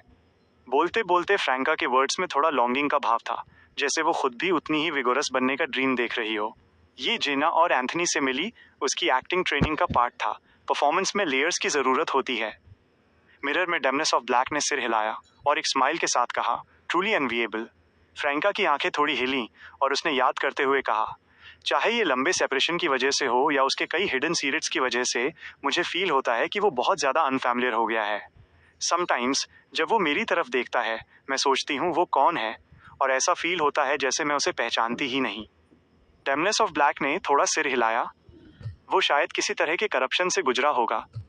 अपना करंट रिलेशनशिप मेंटेन रखो। अगर वो कोई भी अनयूजुअल बिहेवियर शो करता है तो मुझे इमीडिएटली इन्फॉर्म करो। मैं हेल्प करने में एबल हो सकती हूँ।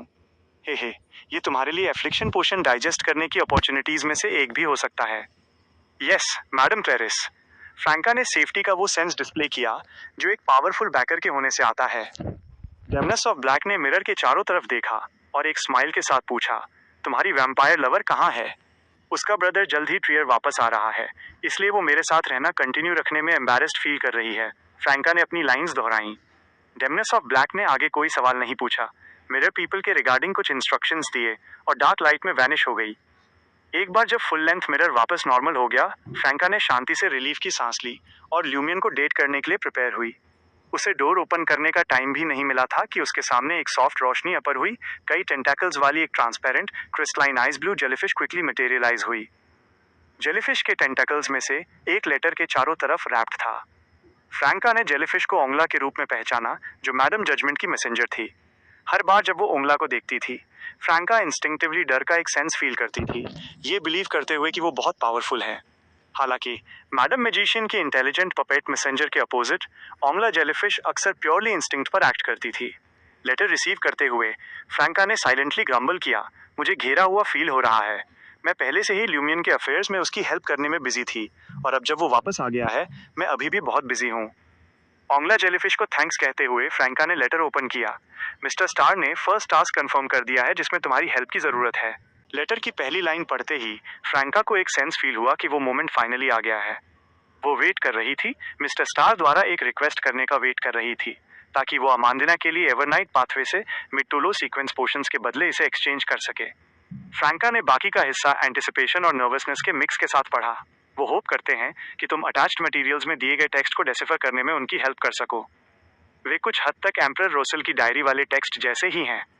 उन्होंने कोई टाइम लिमिट सेट नहीं की है, इसलिए तुम अपना समय ले सकती हो। तुम्हारी प्रोवाइड की गई इन्फॉर्मेशन कि क्रिस्मोना का father probably blood emperor Alista Tudor हो सकता है बहुत यूजफुल और इम्पोर्टेंट है। अब हमें सस्पेक्ट है कि स्पेशल मिरर वर्ल्ड के सबसे डीपेस्ट पार्ट में जो एंटिटी है जिसकी मिरर पीपल पूजा करते हैं वो कंप्लीट सेंस में प्रिमोडियल डेमनेस नहीं हो सकती है, बल्कि ये ब्लड एम्परर और प्रिमोडियल डेमनेस द्वारा स्पेशल मिरर वर्ल्ड की क्रिएशन से कनेक्टेड हो सकती है। ऐसा लगता है कि ये उनके कंट्रोल से बाहर चली गई है और यही रीजन हो सकता है कि प्रिमोडियल डेमनेस एक बैड स्टेट में है। 7 ऑफ कप्स के साथ तुम्हारे main task mirror person jasmine को ढूंढना और डेमनेस ऑफ ब्लैक को प्रोब करना है ताकि देखा जा सके कि क्या उसे स्पेशल मिरर वर्ल्ड की डीप समझ है। बेशक तुम्हारी सेफ्टी इंश्योर्ड होनी चाहिए। अगर तुम कोई एब्नॉर्मैलिटी फेस करती हो तो तुम मुझसे हेल्प मांग सकती हो। मैडम जजमेंट सच में सीधे पॉइंट पर आती हैं। फ्रैंका लेटर के नेक्स्ट पेज की तरफ मुड़ी। बाकी सब अटैच मटेरियल्स थे। उन्हें देखते ही फ्रैंका की पुतलियां फैल गईं। ये एम्परर रोसेल की डायरी के टेक्स्ट जैसा बिल्कुल नहीं था। ये या तो ओरेकल बोन स्क्रिप्ट थी या ब्रॉन्ज स्क्रिप्ट, जो उसके और एम्परर रोसेल के कंट्री की प्री ट्रांसमिग्रेशन वाली राइटिंग के सबसे ओल्डेस्ट फॉर्म्स में से एक थी। ये कहाँ से आया, ये सब भला कौन जानता है। श्योर नहीं हूँ कि ये जेन्युइन ओरेकल बोन स्क्रिप्ट है या ब्रॉन्ज स्क्रिप्ट, क्योंकि मैं भी इसे नहीं समझती। मैं इसमें इलिटरेट हूँ।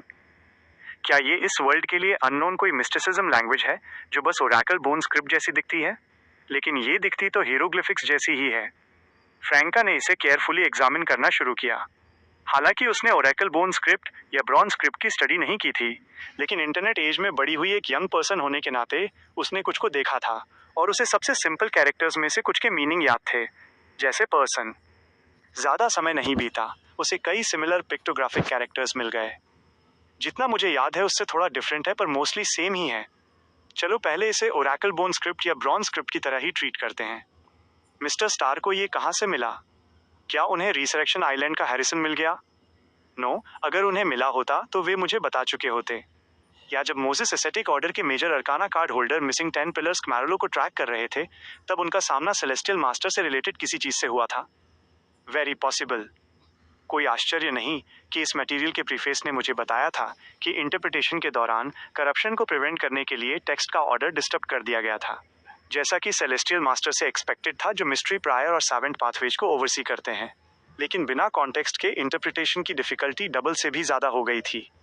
चैन तू आर्मर्ड शैडो चेन तू जान सकता है, लेकिन मैं हर समनिंग पर केवल 3 या 4 क्वेश्चंस ही पूछ सकती हूँ। पता नहीं क्या मैं डायरेक्टली पूछ सकती हूँ कि इस मटेरियल का जनरल मीनिंग क्या है। फ्रैंका का माइंड तेजी से दौड़ा और उसने डिसाइड किया कि वो पहले curly heard baboons research society से हेल्प मांगेगी। सोसाइटी के कई मेंबर्स उसी के कंट्री से आए थे और वहाँ काफी सारे हाईली एजुकेटेड लोग थे, जिनमें से कुछ ने प्रोबेबली ओरेकल बोन स्क्रिप्ट या ब्रॉन्ज स्क्रिप्ट की स्टडी की होगी। फ्रैंका को उनके ओरेकल बोन स्क्रिप्ट या ब्रॉन्ज स्क्रिप्ट का मास्टर होने की जरूरत नहीं थी, बस कॉमनली यूज्ड कैरेक्टर्स को रिकॉग्नाइज करने में एबल होना ही इनफ होता। बाकी का हिस्सा ओरिजिनल कॉन्टेक्स्ट के बेसिस पर मेजर अरकाना कार्ड होल्डर्स द्वारा गेस किया जा सकता था। इस डिसीजन के साथ फ्रैंका ने एंथुजियास्टिकली एक लेटर लिखना शुरू किया और जल्द ही एक गैदरिंग रिक्वेस्ट करने के लिए मैडम हेला के मैसेंजर को समन करने का प्लान बनाया। वो ल्यूमियन के साथ डेट पर बाहर जाने और डेमनेस ऑफ ब्लैक के बारे में डिस्कस करने के लिए बहुत लेजी फील कर रही थी। एक क्रीम बन खाने के बाद वो अपनी डेस्क पर बैठ गई और उन कैरेक्टर्स को केयरफुली सिलेक्ट करने लगी जिन्हें वो बमुश्किल पहचान पा रही थी और उनकी बार बार स्टडी करने लगी। ... क्वार्टियर डीला कैथेड्रल कमेमोरेटिव में ल्यूमियन द्वारा रेंट पर लिए गए अपार्टमेंट में ल्यूमियन सोफा पर बैठा लुडविग को घोस्ट फेस मैगजीन पढ़ते हुए देख रहा था और टेमिंग के नेक्स्ट स्टेप्स के बारे में विचार कर रहा था। कुछ मिनट्स बाद वो लुडविग को देखकर मुस्कुराया। तुम आजकल काफी फ्री हो, है ना? खाने के अलावा तुम्हारे पास करने के लिए और कुछ नहीं है। चलो मैं तुम्हें एक असाइनमेंट देता हूँ। टेमिंग की ये थी कि सामने वाली पार्टी से ऑर्डर्स फॉलो कराए जाएं, यहाँ तक कि उन्हें वे चीजें करने के लिए भी फोर्स किया जाए जो वे नहीं करना चाहते। बेशक प्योर इंटिमिडेशन और सप्रेशन काम नहीं करता। 1 या 2 बार ठीक था, पर उससे ज्यादा होने पर लुडविग डेफिनेटली फिर से भाग जाता। लुडविग का एक्सप्रेशन हॉरर में बदल गया, जैसे वो कह रहा हो, देखो तुम सच में चर्च ऑफ नॉलेज द्वारा करप्ट हो चुके हो। उसे बोलने का मौका दिए बिना ल्यूमियन ने कंटिन्यू रखा। ये असाइनमेंट ट्रियर के फेमस मीट पाइस को टेस्ट करने का है। इन्फॉर्मेशन खुद गैदर करो, रूट खुद प्लान करो और फाइनली एक फूड रिपोर्ट कंपाइल करो। ऑर्डर्स फॉलो कराने का फर्स्ट स्टेप ये था कि ऑर्डर्स बच्चे के लिए एक्सेप्टेबल हों, कुछ ऐसा जो वो कर सके और करना चाहे, फिर धीरे धीरे डिफिकल्टी को बढ़ाया जाए। लुडविग की आंखें चमक उठीं। उसने अपने होंठ चाटे और कहा, ऑल राइट। छोटे लड़के ने विंडो से बाहर देखा और ईगरली खड़ा हो गया। मैं भी जाता हूँ। ल्यूमियन हंसा। पहले ही अंधेरा हो चुका है और बाहर बहुत डेंजरस है। तुम अभी सिर्फ एक बच्चे हो। बहुत डेंजरस? सिर्फ एक बच्चा? लुगानो लुडविग की तरफ देखे बिना नहीं रह सका। उसका फेस पूरी तरह डिसअप्रूवल से भरा था। ल्यूमियन ने सांस छोड़ी और कहा, मेरा मतलब है तुम इनसफिशिएंट सेल्फ कंट्रोल वाले एक बच्चे हो। रात में वॉक करने वाले ट्रियर के सिटीजन्स के लिए ये ज्यादा डेंजरस है। उसने फिर लुडविग से कहा, आज रात न्यूज़पेपर्स और मैगजीन से इंफॉर्मेशन गैदर करो, एक प्लान बनाओ और कल सुबह बाहर जाना। लुडविग सिंगल सोफा से कूदकर नीचे आया और उनके सब्सक्राइब किए हुए न्यूज़पेपर्स और मैगजीन्स को पलटना शुरू कर दिया, इसे बहुत सीरियसली लेते हुए। सैटिस्फाइड होकर ल्यूमियन ने सिर हिलाया, अपने बेडरूम में लौटा और अपने ट्रैवलर्स बैग के सेपरेट स्पेस में एक continuously burning incandescent white flame place कर दी। कुछ देर बाद उसने सेलेस्ट की लाश का पूरी तरह से चेयर डिफॉर्म टुकड़ा निकाला और कुछ मोमेंट्स के लिए उसे एग्जामिन किया। फ्रैंका के मैजिक मिरर डिविनेशन के अकॉर्डिंग प्लीजर पोशन के सप्लीमेंट्री इंग्रेडिएंट्स में टू टेल्ड ब्लैक स्नेक की टेल टिप को रिप्लेस करने के लिए इसे रिफाइन और एक्सट्रैक्ट किया जा सकता था। सप्लीमेंट्री इंग्रेडिएंट्स के फ्लावर फेस्ड बैड ब्लड को भी कलेक्ट करने की जरूरत नहीं थी। फ्रैंका का ब्लड एक बेहतर सब्स्टिट्यूट था। ल्यूमियन ने लाश के टुकड़े को वापस ट्रैवलर्स बैग में ठूंस दिया और वे बुक्स निकाली जो उसने मोरोरा नॉलेज कैथेड्रल से बोरो की थीं। हालांकि मैडम मैजिशियन ने उसके लिए ब्लैक टियर को पहले ही सील कर दिया था, लेकिन यूजफुल नॉलेज का हमेशा वेलकम था। बेशक नॉलेज जितना ज़्यादा यूजफुल होता, उतनी ही पॉसिबिलिटी थी कि वो हैवली करप्टेड हो, जिसके लिए केयरफुल कंसिडरेशन और ट्रेड ऑफ्स की ज़रूरत होती। ल्यूमियन ने गैस वॉल लैम्प जलाया, entering the mysterious hall title वाली एक बुक उठाई और आराम से पढ़ना शुरू किया। जैसे जैसे समय बीता, उसने अचानक अपना सिर डोर की तरफ देखने के लिए घुमाया। उसका डोर चरमरा कर खुला और शैडोज से एक फिगर इमर्ज हुआ। वो जेना थी, जिसने एक वाइट शर्ट और एक लाइट गॉज स्कर्ट पहन रखी थी। उसके थोड़े darker flexion hairs pin up थे। उसकी ब्लू आंखें ब्राइट और बड़ी थीं। उसके फेस पर पाउडर की एक हल्की लेयर थी और उसकी नाक के ब्रिज पर एक छोटा ब्लैक मोल था। उसका वाइट ब्लाउज जो फ्लोरल डेकोरेशन से सजा हुआ था, रिवीलिंग नहीं था, फिर भी उसके लगभग परफेक्ट कर्व्स किसी के भी माइंड को भटकाने और मुंह सुखाने के लिए काफी थे। उस मोमेंट पर ल्यूमियन को ऐसा फील हुआ जैसे उसने पास्ट की शोई डीवा जेना और एक्ट्रेस अप्रेंटिस सीलिया बेलो को ओवरलैप होते देखा हो, जो उसके फ्रेश अपीयरेंस के नीचे एक इंडिस्क्राइबेबल अलॉर एक्सूट कर रही थी। मुझे किसी चीज में तुम्हारी हेल्प चाहिए, जेना ने एक हल्की स्माइल के साथ कहा और डोर क्लोज कर दिया। ल्यूमियन को अचानक डेंजर का एक सेंस फील हुआ, उसकी लाइफ को नहीं, बल्कि एक डिफरेंट काइंड की बेचैनी का। मुझे डर है कि मैं तुम्हारी हेल्प नहीं कर सकता, ल्यूमियन ने एक एसेटिक के ट्रेड्स पर रिलाई करते हुए कामली कहा। जेना ने अपनी आंखें नीची कर लीं, अपनी ब्लू आंखों की ब्रिलियंस को छुपाते हुए। वो बेडसाइड की तरफ बढ़ी, बैठ गई, ल्यूमियन की तरफ फिर से देखा और एक स्माइल के साथ बोली, पहले मेरी बात सुनो, मेरे रीजन सुनो। ल्यूमियन कुछ सेकंड्स के लिए साइलेंट रहा और फिर बोला, गो अहेड। जेना ने थोड़े प्लेफुल मैनर में थोड़ा आगे की तरफ झुकते हुए अपने दोनों तरफ हाथ टिकाए। ऐसा लगता है तुमने गेस कर लिया है। हाँ, मैं चाहती हूँ कि तुम प्लीजर पोशन को डाइजेस्ट करने में मेरी हेल्प करो। जैसा कि एक्सपेक्टेड था, ल्यूमियन ने सिरदर्द के साथ कहा। फ्रैंका से क्यों नहीं पूछती? 2 रीजंस हैं, एक सुपरफिशियल, एक जेन्युइन। तुम कौन सा सुनना चाहते हो? जेना ने एक स्माइल के साथ पूछा। ल्यूमियन ने अपना फोरहेड मला। सुपरफिशियल वाला। जेना ने अपने होंठ भींचे और खुद का मजाक उड़ाते हुए मुस्कुराई। वह प्लीजर पोशन डाइजेस्ट करने में मेरी हेल्प करने के लिए बहुत विलिंग है, बिना किसी इंटरनल रेजिस्टेंस के, जिससे बहुत कम पेन होता है। यह प्लीजर ब्रिंगिंग पेन के एक्टिंग प्रिंसिपल के साथ कंप्लाई नहीं करेगा, जिससे मेरा पोशन डाइजेशन स्लो हो जाएगा। लेकिन मैं जानती हूँ कि तुम अनविलिंग हो, इसके प्रति रेसिस्टेंट हो। ये जितना ज़्यादा होगा, मैं तुम्हें प्लीजर एक्सपीरियंस कराकर उतनी ही जल्दी पोशन डाइजेस्ट कर पाऊंगी, अल्टीमेटली थोड़ा रिलक्टेंट फील करके भी, और जो सेल्फ ब्लेम इसके बाद फॉलो करता है। इसके अलावा एक बहुत इंपॉर्टेंट पॉइंट ये है कि तुम्हारे पास एक फॉल्स एंजेलिक रैंक है। अगर सब कुछ स्मूथली जाता है तो मैं 2 या 3 हफ्तों के भीतर पोशन डाइजेस्ट करने में एबल हो सकती हूँ और डेमनेस ऑफ एफ्लिक्शन में एडवांस होने के बारे में सोच सकती हूँ। टीम लीडर के रूप में क्या ये बेस्ट चॉइस नहीं है? ये इफेक्टिवली टीम की क्वालिटी इंप्रूव करने और रिचुअल के इफेक्ट को एनहेंस करने में तुम्हारी हेल्प कर सकता है। तुम्हें मुझे ब्लैक टियर रिकमेंड करने की ज़रूरत नहीं है। प्लीजर पोशन डाइजेस्ट करने के लिए एक टारगेट की ज़रूरत होती है। ल्यूमियन साइलेंट रहा। जेना ताना मारे बिना नहीं रह सकी। बस इसे एक टीममेट को टेलीपोर्ट करने, एक टीममेट को स्ट्रेंथ लेंड करने की तरह समझो। मैं तुम्हारे इमोशंस या सोल की डिमांड नहीं कर रही हूँ। बिना इमोशंस के तुमने कभी इन चीज़ों की परवाह नहीं की है। हमेशा यही सोचते हो कि तुम्हारे पास कोई मॉरल्स नहीं है, राइट? हे, क्या तुम्हें कोई क्लीनलीनेस ऑब्सेशन है? ये बस एक दूसरे की हेल्प करना है। कुछ सेकंड्स के बाद ल्यूमियन ने पूछा, और तुम्हारा क्या? जेना ने अपनी आंखें नीची की और धीरे से हंसी। मैं भी पेन में प्लीजर एक्सपीरियंस करूंगी और प्लीजर में पेन फील करूंगी, जो एक्टिंग प्रिंसिपल्स के काफी इन लाइन है। ल्यूमियन कुछ देर साइलेंट रहा और फिर पूछा, और फ्रैंका के बारे में क्या? जेना ने अपने होंठ चबाए, उसकी आंखें गहरी थीं। अगर उसे पता चलता है तो ये उसे एफ्लिक्शन पोशन डाइजेस्ट करने में हेल्प करेगा। ल्यूमियन ने एक गहरी सांस ली। मुझे लगा था कि तुम मुझे सिड्यूस करने की ट्राई करोगी, अपना गोल अचीव करने के लिए मेरी डिजायर्स को इग्नाइट करोगी। ये एक्सपेक्ट नहीं किया था कि तुम मुझसे नेगोशिएट करोगी और मुझे रीजंस दोगी। जेना ने अपनी नाक सिकोड़ी और बुदबुदाई। अगर मैं तुम्हें सिड्यूस करने की ट्राई करती तो तुम टेलीपोर्ट होकर दूर चले जाते। ये बेहतर है कि प्रोस और कॉन्स एक्सप्लेन किए जाएं, तुम्हें बताया जाए कि ये उतना ही नॉर्मल है जितना पानी पीना या खाना खाना। इसमें कोई गिल्ट इन्वॉल्व नहीं है, किसी इमोशंस की ज़रूरत नहीं है, ये इंटस में बहुत कॉमन है।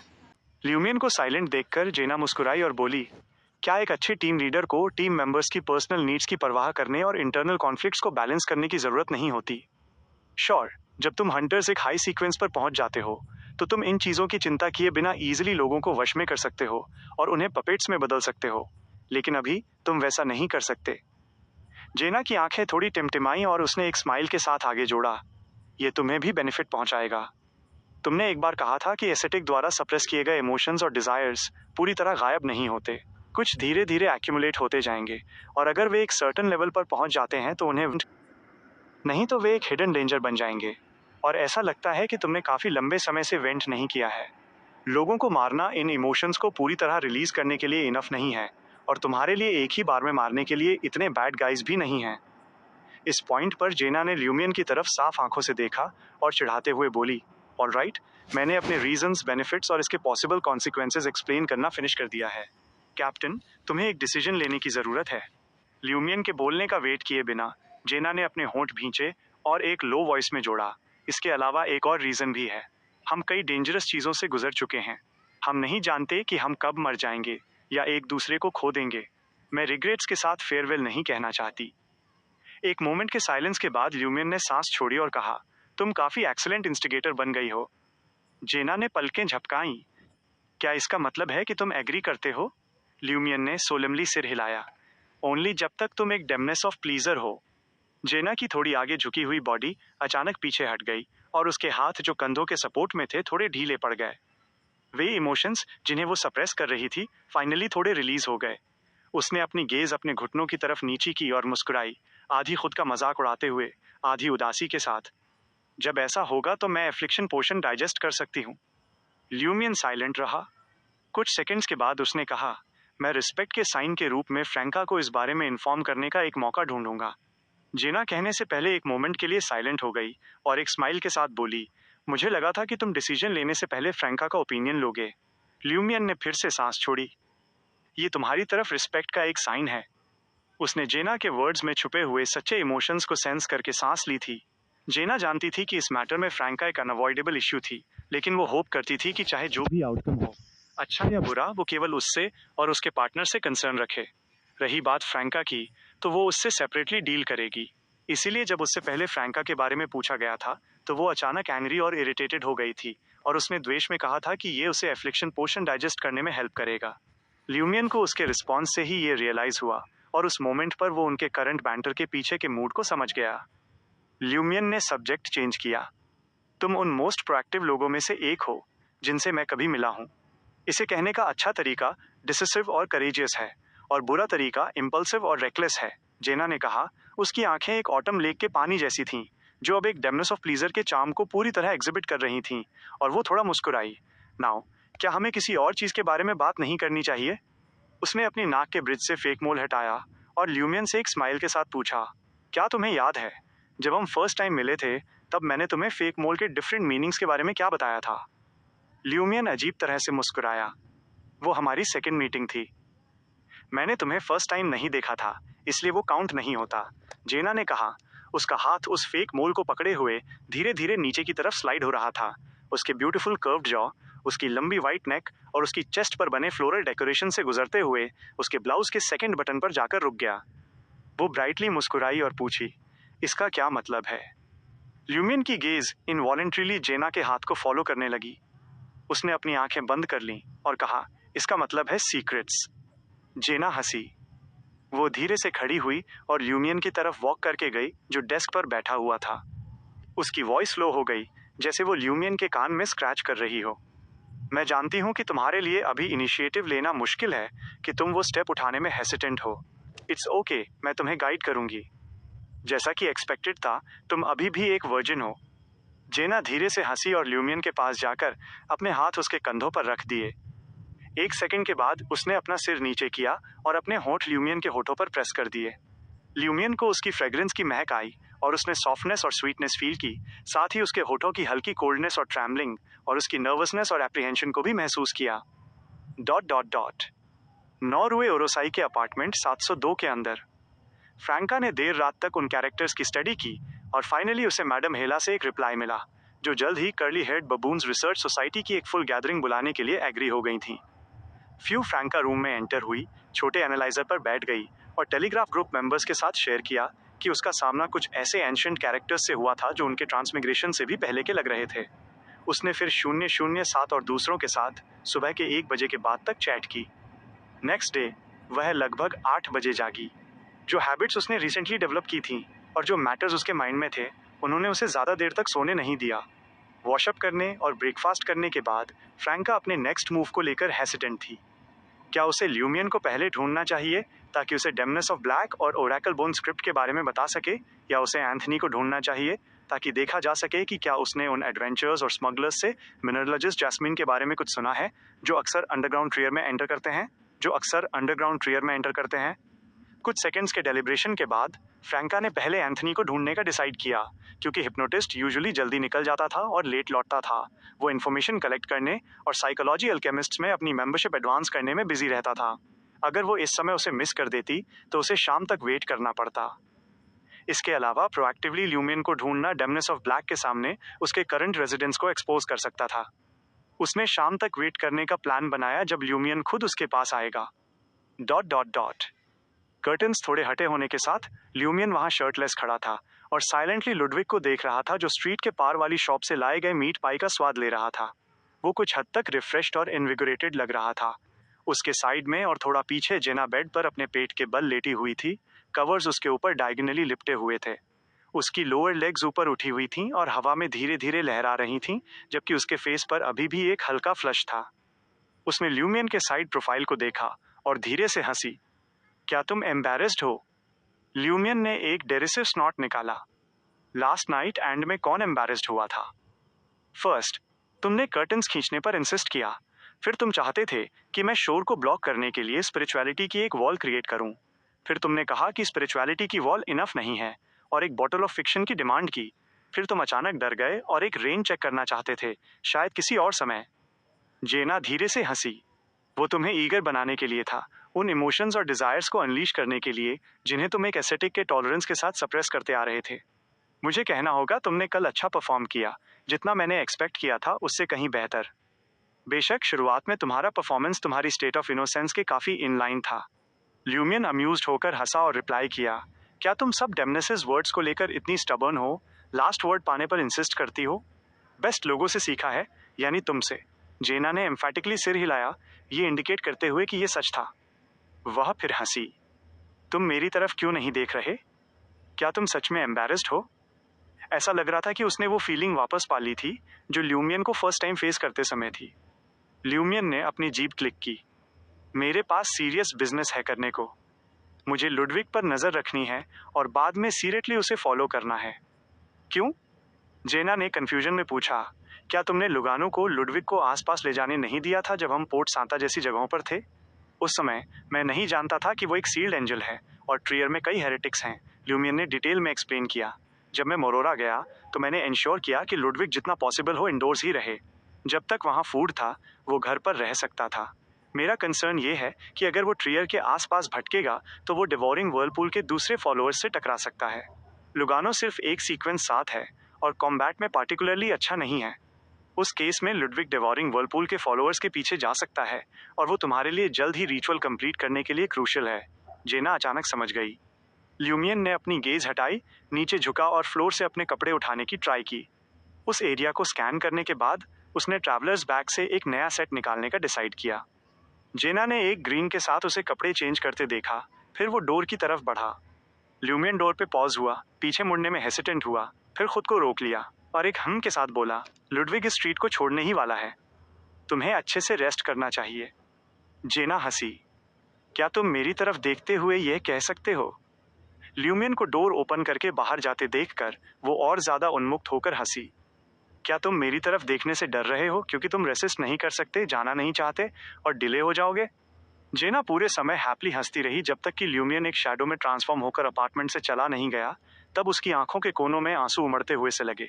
उसने रूम में लगे फुल लेंथ मिरर की तरफ देखा और अपने होठों पर एक स्माइल और अपनी आंखों में उदासी के साथ एक ब्यूटीफुल एन्चेंटिंग वुमन को देखा। Dot dot dot. फ्रैंका को एंथनी उसके अपार्टमेंट के नीचे वाले कैफे में मिला। एंथनी ने स्ट्रॉन्ग ब्लैक कॉफी की एक सिप ली, अपना सिर उठाया एंड कहा, मैं बस तुम्हें ढूंढने ही वाला था। कुछ मिला? फ्रैंका की आंखें चमक उठीं जैसे ही वो बैठी। उसने हैबिचुअली चारों तरफ देखा और नोटिस किया कि कई लोग उसकी तरफ देख रहे थे, लेकिन किसी ने भी एंथनी के साथ उसकी कन्वर्सेशन को ओवरहियर करने के लिए अप्रोच करने की हिम्मत नहीं की।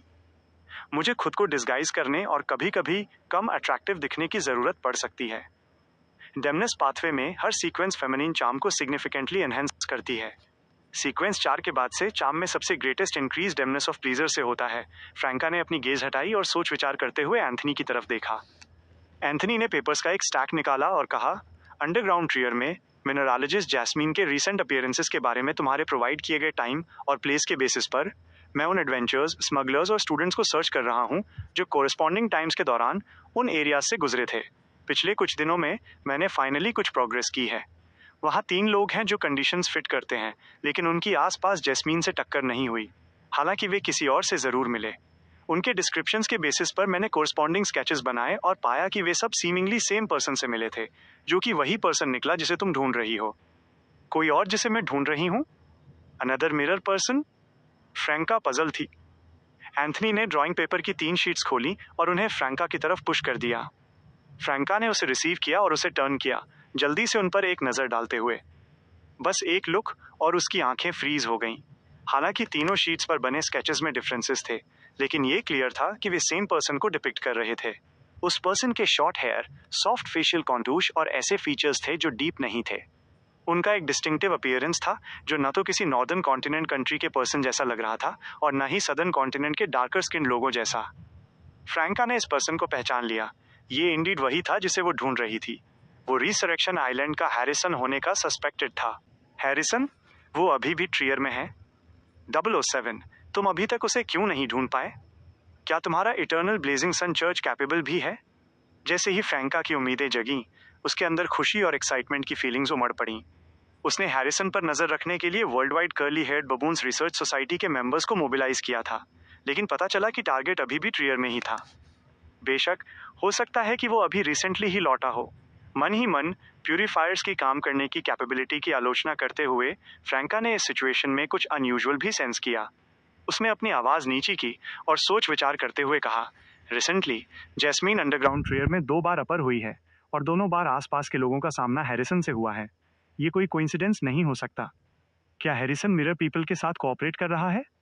एंथनी ने लास्ट क्रीम पफ खाया और कॉफ़ी की एक सिप लेने के बाद कहा, ये एक्चुअली डिड्यूस किया जा सकता है।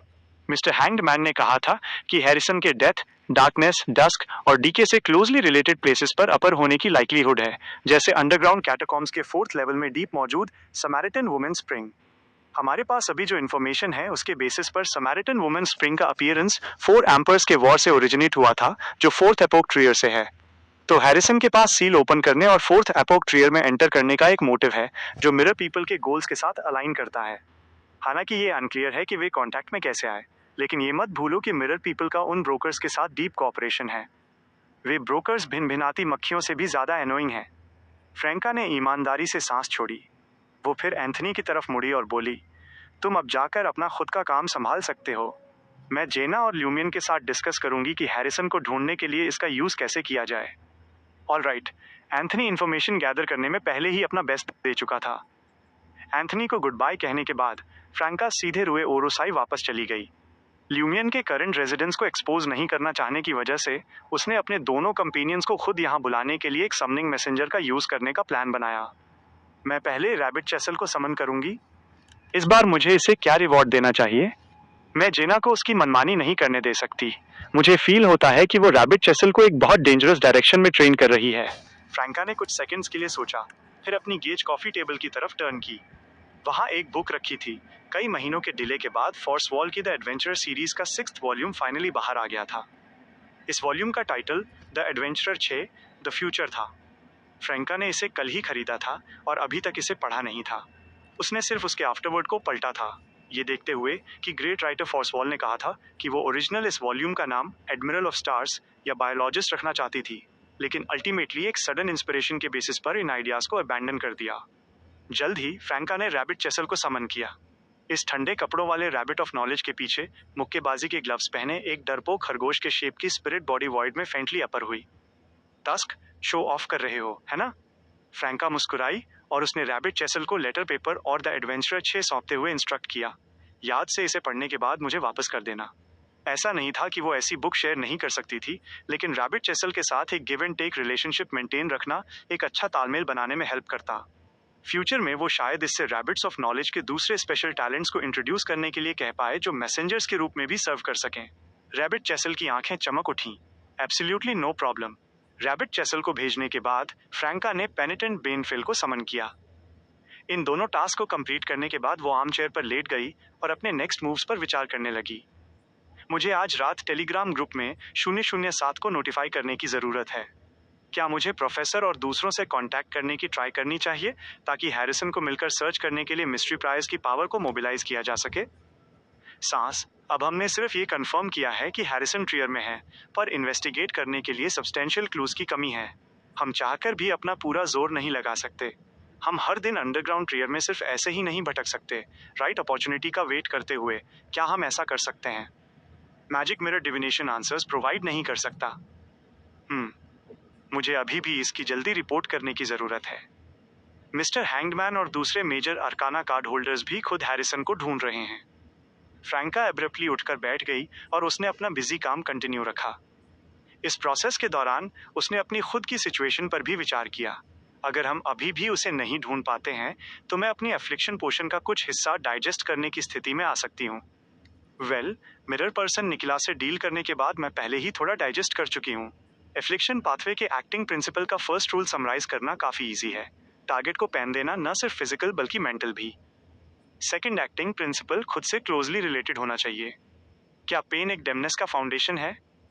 मुझे जल्द ही सभी एक्टिंग प्रिंसिपल्स को समराइज करने की कोशिश करनी चाहिए पोशन को जल्दी डाइजेस्ट करने के लिए। ल्यूमियन पहले से ही सीक्वेंस 4 आयरन ब्लडेड नाइट में एडवांस होने के लिए रिचुअल की प्रिपरेशन कर रहा है।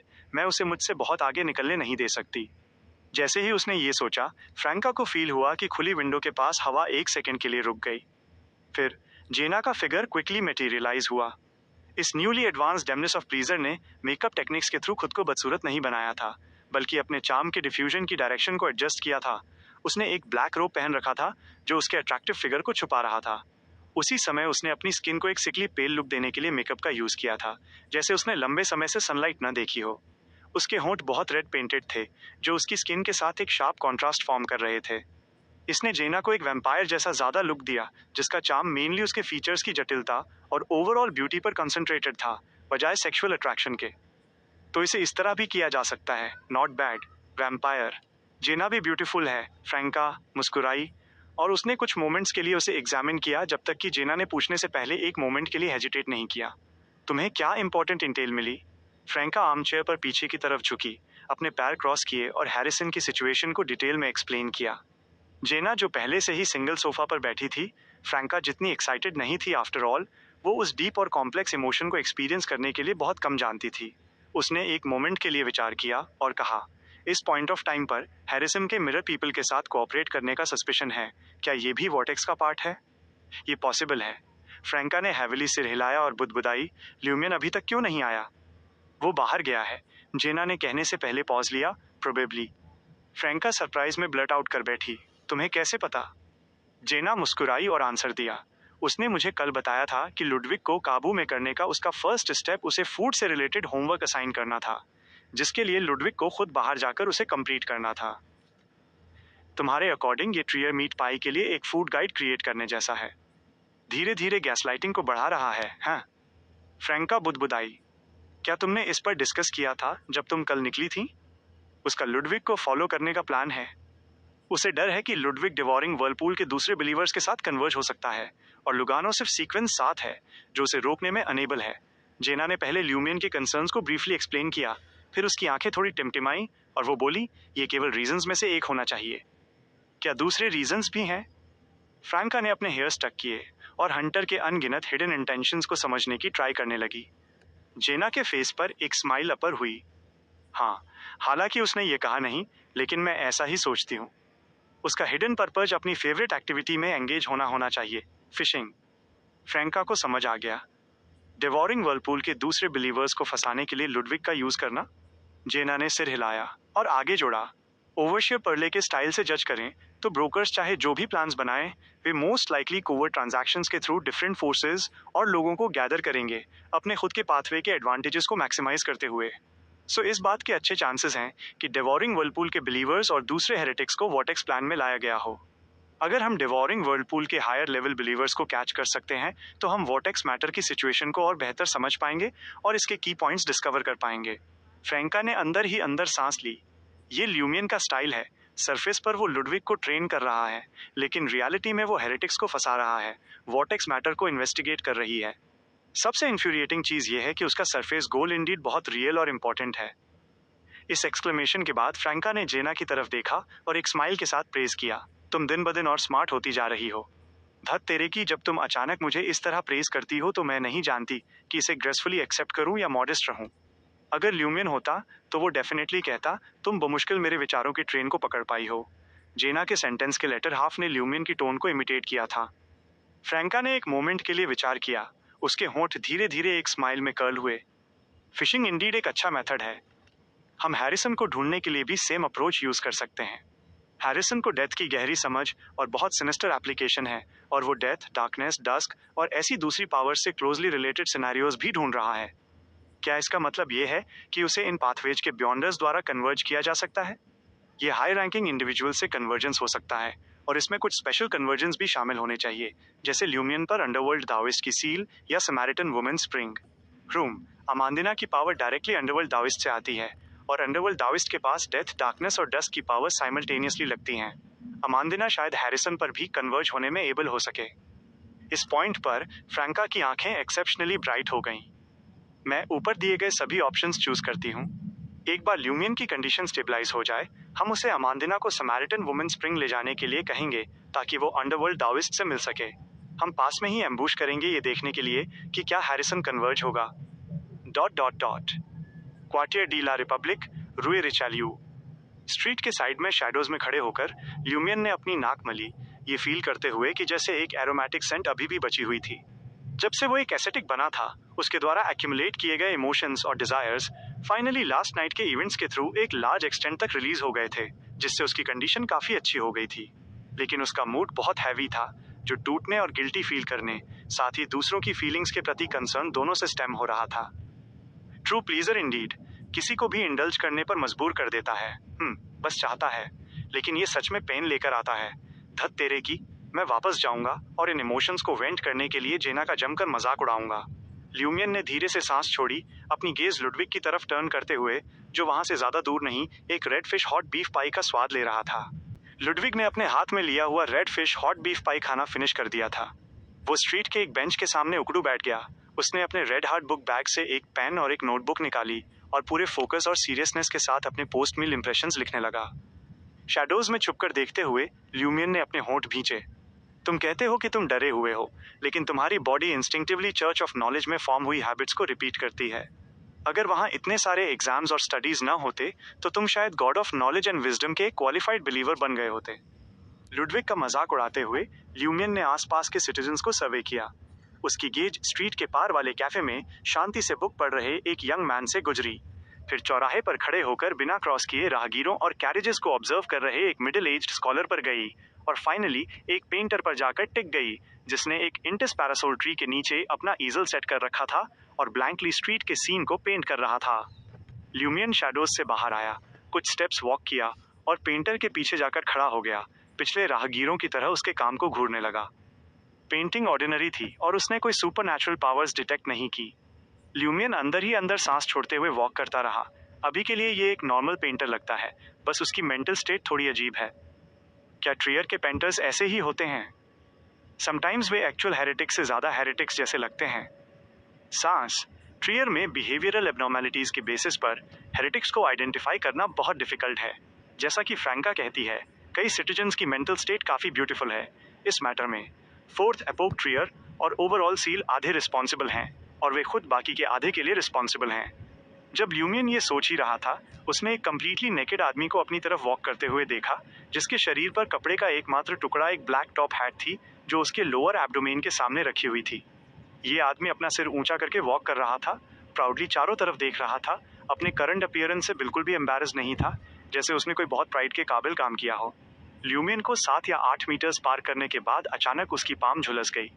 उसने इंस्टिंक्टिवली अपना हाथ पीछे खींचा और देखा कि उसकी black top hat bright red flames में ब्लास्ट हो गई थी और धीरे धीरे ग्राउंड पर गिर रही थी। उसने अपने कवर का आखिरी टुकड़ा भी खो दिया था। ल्यूमियन ने उसकी तरफ अपनी पीठ किए हुए आगे बढ़ते हुए साइलेंटली अपने होंठ हिलाए। यू आर वेलकम, बस तुम्हें और ज़्यादा थॉरली शो ऑफ करने दे रहा हूँ। तुम्हारी हिम्मत कैसे हुई सिर्फ उतने से टुकड़े के साथ स्ट्रीक करने की? नेक्स्ट टाइम मैं तुम्हें एक फ्री टूर के लिए न्यू सिटी ऑफ सिल्वर भेज दूंगा। ल्यूमियन अपने पॉकेट्स में हाथ डालकर आगे वॉक करता रहा। शैडोज में स्टेप करते हुए उसने अपना अटेंशन वापस लुडविग पर टर्न किया। वो काफी लंबे समय से फॉलो कर रहा था, लेकिन अभी तक उसे डेवोरिंग वर्लपूल बिलीवर होने का सस्पेक्टेड कोई भी पर्सन नहीं मिला था। हालांकि ये कंसिडर करते हुए कि जब से वो लुडविग को जानता है, वो छोटा लड़का सेम पाथवे के हेरेटिक्स के साथ कभी कन्वर्ज नहीं हुआ था। ल्यूमियन को सस्पेक्ट हुआ कि उस पर लगी सील में इस पर कुछ रेस्ट्रिक्शंस जरूर होंगे। अदरवाइज एक एविल डीटी के एंजल के हर जगह घूमने के साथ कौन जानता है कि अब तक कितने मिस्टिकल डिजास्टर्स ट्रिगर हो चुके होते। वहाँ एक और रीजन भी हो सकता है। कई एविल डीटीज के बस्टोर्ड, भले ही उन्होंने गॉडहुड पा लिया हो, वे खुद को नॉर्मल ह्यूमंस के रूप में डिस्गाइज कर सकते हैं जब तक कि उन्होंने कंट्रोल न खोया हो या वे हाफ मैड न हुए हों। लेकिन डिवॉरिंग वर्लपूल वाले शायद ऐसा करने में एबल न हों। लुडविग, जो अभी तक डिप्राइवर में रिकवर नहीं हुआ है, वो एक मील में ही इतना ज़्यादा खा सकता है। उससे कोरस्पॉन्डिंग सीक्वेंस 4 डेमिगॉड बिना अपनी एपेटाइट को लूज छोड़े भी निश्चित रूप से ऐसी ईटिंग कैपेसिटी रखता होगा जो प्यूरिफायर्स और मशीनरी हाइव माइंड को अलार्म कर दे। चलो छोड़ो, मेन पर्पस तो वैसे भी लुडविग को टीम करना ही है। डिवोरिंग वर्लपूल के दूसरे बिलीवर्स को फिश आउट करना बस एक एडिशनल आइडिया है। इससे कोई फर्क नहीं पड़ता अगर मुझे कोई नहीं मिलता। ल्यूमियन इतनी देर से वॉच कर रहा था पर उसे प्रॉब्लमैटिक ईटिंग बिहेवियर्स वाला कोई भी सिटीजन नहीं मिला था। ... फ्रैंका का सेकेंड लेटर रिसीव करने के बाद ल्यूमियन डिनर के बाद अपार्टमेंट 702 9 रुए ओरोसाई पहुंचा। जेना 2 या 3 मिनट्स पहले आ चुकी थी। उसने अभी भी वैम्पायर मेकअप लगा रखा था और एक ओल्ड फैशन कंजर्वेटिव ब्लैक रोब पहन रखा था। ल्यूमियन ने जेना की तरफ देखा, अपना मुंह खोला, फिर उसे वापस बंद कर लिया। ये देखकर जेना ने इमीडिएटली अपनी ठोड़ी थोड़ी उठाई और बोली, क्या तुम मेरे करंट अपीयरेंस का मजाक उड़ाने वाले थे? ल्यूमियन हंसा और बोला, मुझे बस एक जोक याद आ गया। एक बार एक ड्यूक था जिसने अपनी स्किन को वाइट करने के लिए एक झोला छाप डॉक्टर की एडवाइस फॉलो की और लंबे समय तक आर्सेनिक वाली पिल्स ली। उसने सक्सेसफुली अपना कॉम्प्लेक्शन तो इम्प्रूव कर लिया, लेकिन उसने एक साइड इफेक्ट भी एक्सपीरियंस किया, वो मर गया। तुमने वो जोक कहाँ पढ़ा? जेना ने क्यूरियस होकर पूछा। घोस्ट फेस में। उस जोक को देखने के कुछ ही समय पहले ऑबर्स डू कॉक डोरे के एक गेस्ट ने मुझे बताया था कि तुम अपने गालों पर थप्पड़ मारकर अपने फेस को रोजी और हेल्दी दिखा सकते हो ताकि ज्यादा इजीली जॉब ढूंढने में हेल्प मिल सके। ल्यूमियन हंसा। तुम कोर्स हेड लोगों को ज्यादा बुक्स और मैगजीन्स पढ़ने की जरूरत है। इलिटरेट मत बनो, नहीं तो चर्च ऑफ नॉलेज के क्लर्गी तुम्हें नीची नजर से देखेंगे। मैं बस चाहती थी कि तुम नॉर्मल एक्ट करो और एक अपॉर्चुनिटी का वेट करो, न कि मजाक उड़ाना कंटिन्यू रखो। जेना को अचानक अपने दांत पीसने की अर्ज फील हुई। क्या तुम्हें लगता है कि मैं तुम्हारी तरह हूं, जिसने अपनी कंपलसरी एजुकेशन भी फिनिश नहीं की है? इस पॉइंट पर जेना चुप हो गई। मीनवाइल फ्रैंका, जो कॉफी टेबल पर चुपके से कुछ लिख रही थी, वो खड़ी हो गई और बोली, तुम दोनों इंपॉर्टेंट मैटर्स से अपना ध्यान मत भटकाओ। ल्यूमियन, जो सेकेंड लेटर से रिसरेक्शन आइलैंड के विजिटर हैरिसन के रीअपर होने और फ्रैंका द्वारा अमांदिना को जल्दी से समैरिटन वुमेन स्प्रिंग एरिया के एज पर ले जाने की इच्छा के बारे में पहले से ही जानता था। उसने जेंटली सिर हिलाया और कहा, मेरी कंडीशन बेसिकली रिकवर हो चुकी है। वो फास्ट था। फ्रैंका थोड़ी सरप्राइज्ड थी। जेना की गेज वापस ल्यूमियन पर रिटर्न होने से पहले ब्रीफली शिफ्ट हुई और उसने लाइटली नोट करते हुए कहा, इंडीड, जितना मैंने एक्सपेक्ट किया था उससे फास्टर। ल्यूमियन ने अपनी जीभ क्लिक की। क्या ये एक अच्छी चीज नहीं है? हम अमांदिना से अभी उसके थॉट्स के बारे में पूछ सकते हैं। फ्रैंका एक्साइटेड होकर आइस एमुलेट निकालने के लिए बढ़ी। यहाँ आने से पहले ल्यूमियन ने ब्लैक टियर वाले आइसोलेटेड स्पेस को आधे घंटे से ज्यादा समय तक पहले ही बर्न कर दिया था। उसने इस ग्रेड एक सील्ड आर्टिफैक्ट को बाहर निकाला। चलो इसका यूज करते हैं। ये कोई चार्जेस कंज्यूम नहीं करेगा। बोलते बोलते उसकी गेज लिविंग रूम के फुल लेंथ मिरर पर घूमी। ग्लास विंडोज से रात दिखाई दे रही थी और मेटल सरफेस वाली डेकोरेशंस भी। ब्लैक टियर के मिरर मैजिक का यूज करके उसने इन रिफ्लेक्टिव ऑब्जेक्ट्स में कोई एब्नॉर्मलिटीज नहीं पाई और अंदर से उनकी तरफ डायरेक्टेड कोई गेजेस सेंस नहीं की। उसने फिर ब्लैक टियर फ्रैंका की तरफ उछाला, एक लाइट नोट के साथ ये इंडिकेट करते हुए कि डेमनेस ऑफ ब्लैक लाइकली इस मोमेंट पर उन्हें वॉच नहीं कर रही थी। मैंने वो सब लिख दिया है जो मैं अमांदिना को बताना चाहती हूँ ताकि ईवेस ड्रॉपिंग को प्रिवेंट किया जा सके। फ्रैंका ने ब्लैक टियर पहन लिया, लेटर पेपर अपने हाथ में लिया, उसे ब्लैक फ्लेम से कवर किया और उसे लिविंग रूम के फुल लेंथ मिरर के ग्लास सरफेस में प्रेस कर दिया। उसे क्विकली एक्ट करने और ब्लैक टियर के नेगेटिव इफेक्ट्स के हावी होने से पहले इसे फिनिश करने की जरूरत थी। ... सदर्न कॉन्टिनेंट, मतानी, पोर्ट पाइलोज। अमांदिना ने गैस वॉल लैंप जलाया और अपनी डेस्क पर बैठ गई। एक बार फिर मिस फ्रैंका द्वारा प्रोवाइड किए गए मिस्टिसिज्म मटेरियल्स को पढ़ने लगी। हर बार जब वो इस नॉलेज को पढ़ती थी, वो जेन्युइनली सरप्राइज्ड, रिस्पेक्टफुल, लॉन्गिंग और डरी हुई होती थी। पिछले 2 से 3 हफ्तों में वो पेट्रोल टीम के अपने एक्वेंटेंसेस से कई बार मिली थी और 2 मिस्टिकल स्टडीज गैदरिंग्स में अटेंड हुई थी। उसने डिस्कवर किया था कि इन मटेरियल्स में recorded mysticism knowledge actually Beyonders की वास्ट मेजॉरिटी के लिए अननोन थी, चाहे वे ऑफिशियल हों या नहीं। ये सच में एक गिफ्ट है। जैसे ही अमांदिना के माइंड में ये थॉट आया, उसने मिस फ्रैंका द्वारा दिया गया ड्रेसिंग मिरर देखा, जिसे उसने स्पेशली पास में प्लेस किया हुआ था। वो डार्क हो गया और एक एक्वियस लाइट के साथ रिपल करने लगा। उस एक्वियस लाइट के भीतर इंटिशन कैरेक्टर्स आउटलाइन हुए, आई एम फ्रैंका। ल्यूमियन वापस आ गया है। उसने मुझसे ये इंक्वायरी करने के लिए कहा है कि तुम ट्रियर आने का कब प्लान कर रही हो। वो तुम्हें उस एरिया में ले जाएगा जहां वो शैडो अपर हो सकती है। लुइस बेरी ट्रियर वापस आ गया है। अमांदिना ने कुछ सेकंड्स के लिए सोचा, फिर मिरर से बोली, आज रात काम बन जाएगा। उसने ओरिजिनली आज रात किसी से न मिलने का प्लान बनाया था ताकि बची हुई मिस्टिसिज्म नॉलेज की स्टडी पर फोकस कर सके। वो पहले ही एडवांस में अपनी मेड को इंस्ट्रक्ट कर चुकी थी और अपने बेडरूम का डोर लॉक कर चुकी थी। जैसे ही अमांदिना ने अपना आंसर दिया, मिरर से फ्रैंका की थोड़ी अर्जेंट वॉइस आई, मिरर पर अपना हाथ रखो। थोड़ा नर्वस पर काफी एक्साइटेड और क्यूरियस फील करते हुए अमांदिना ने अपनी पाम ड्रेसिंग मिरर के सरफेस की तरफ बढ़ाई। उसे फील हुआ कि हार्ड कोल्ड ग्लास ने अपना सॉलिड फील खो दिया था, जैसे बिना टेम्परेचर के पानी की एक लेयर हो। अमांदिना का राइट हैंड ग्लास सरफेस के पूरी तरह पार चला गया और अचानक अंदर से एक टेरिफाइंग सक्शन फोर्स इरप्ट हुआ। उसकी पूरी बॉडी अंदर की तरफ खिंच गई, एक डार्क एम्प्टी टनल में गिरते हुए, एक वॉर्टेक्स के एंड की तरफ तेजी से प्लमेट करते हुए। इससे पहले कि अमांदिना रिएक्ट कर पाती, उसे चक्कर आने लगा और वो डिसोरिएंटेड फील करने लगी। जब उसने अपने सेंसेस रीगेन किए, उसने खुद को एक छोटे लिविंग रूम में खड़ा पाया, अपने सामने मिस फ्रैंका को फेस करते हुए, जिससे वो पहले मिल चुकी थी। ये लेडी पिछली बार जितनी ही ब्यूटीफुल थी और क्लोजर डिस्टेंस और बिना किसी मिरर बैरियर के, उसका चार्म क्लियरली स्ट्रॉन्गर था, जिससे अमांदिना जैसी एक वुमन को भी बहुत ज्यादा देखने में थोड़ा एम्बैरेस्ड फील हो रहा था, पर वो रेसिस्ट करने में अनेबल थी। जैसे ही अमांदिना की गेज मूव हुई, उसने पेल स्किन और ब्राइट रेड लिप्स वाली एक ब्यूटीफुल वुमन को देखा जो ज्यादा गार्लिश लग रही थी, और ल्यूमियन ली एक आर्म चेयर पर बैठा हुआ था, एक शर्ट और जैकेट पहने हुए। उसका राइट फुट उसके लेफ्ट लेग के ऊपर क्रॉस था। क्या इस आदमी के आसपास की सभी औरतें इतनी ब्यूटीफुल हैं?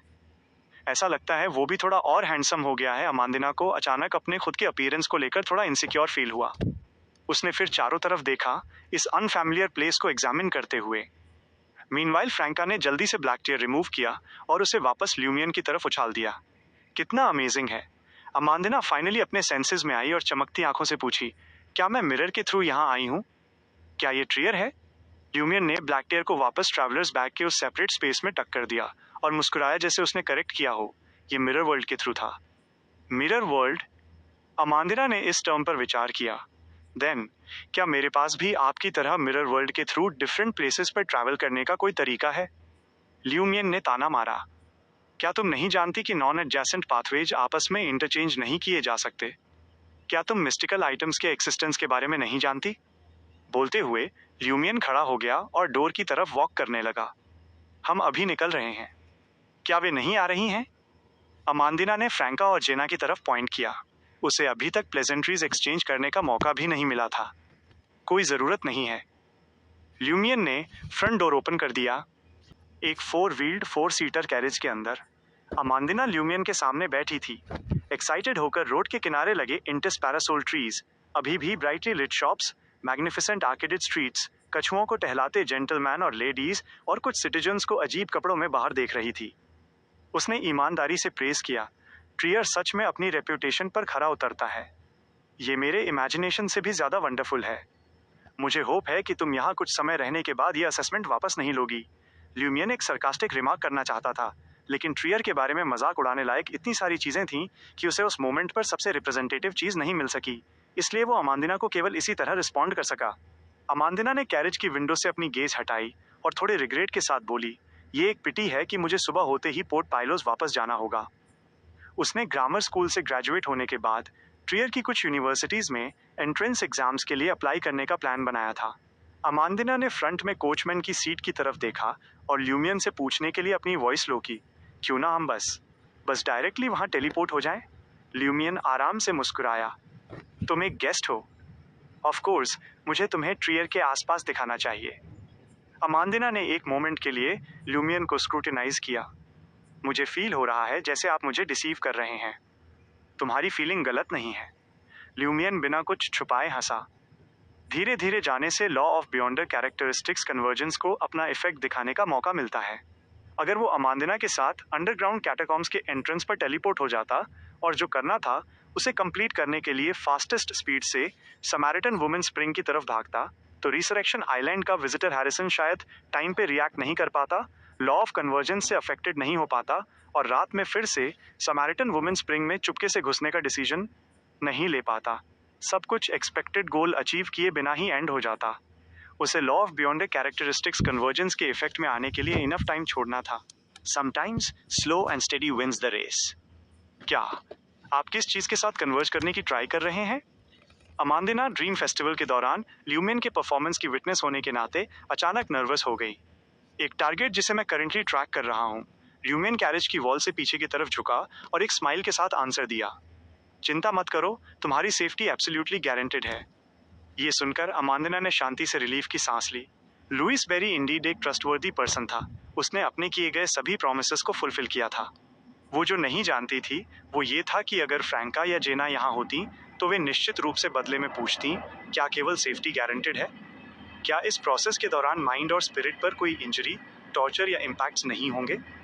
अमांदिना ने कैरेज वॉल के थ्रू कोचमैन की सीट की तरफ फिर से देखा और सॉफ्टली बोली, क्या आपको डर नहीं है कि कोचमैन आपकी बातें ओवरहियर कर लेगा?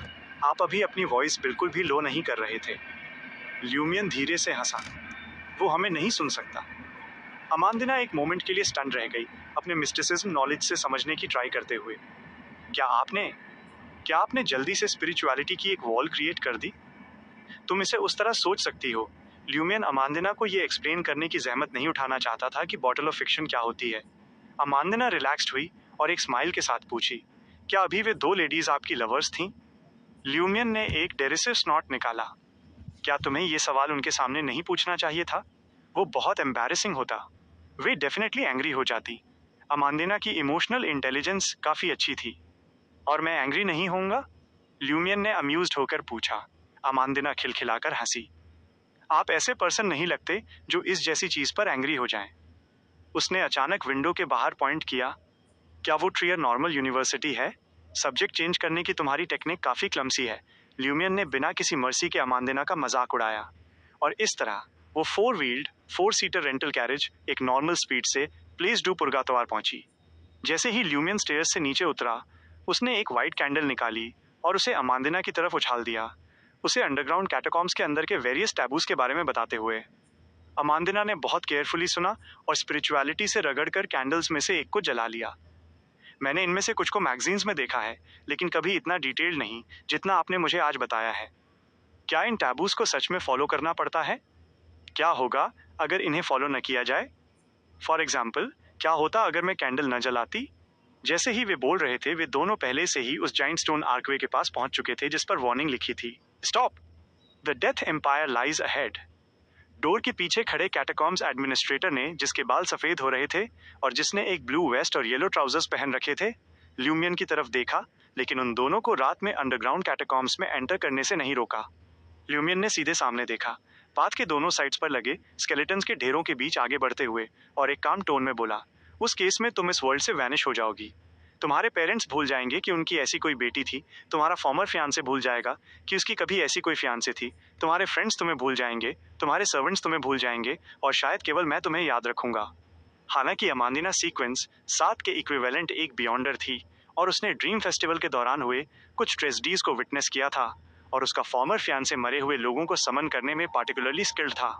पर अंडरग्राउंड कैटाकॉम्स में होने की वजह से, जो कि स्केलेटन से भरा एक ग्लूमी डार्क प्लेस था और डेथ के ऑरा से घिरा हुआ था, वो थोड़ा डरी हुई और अनईजी फील करने से खुद को नहीं रोक सकी।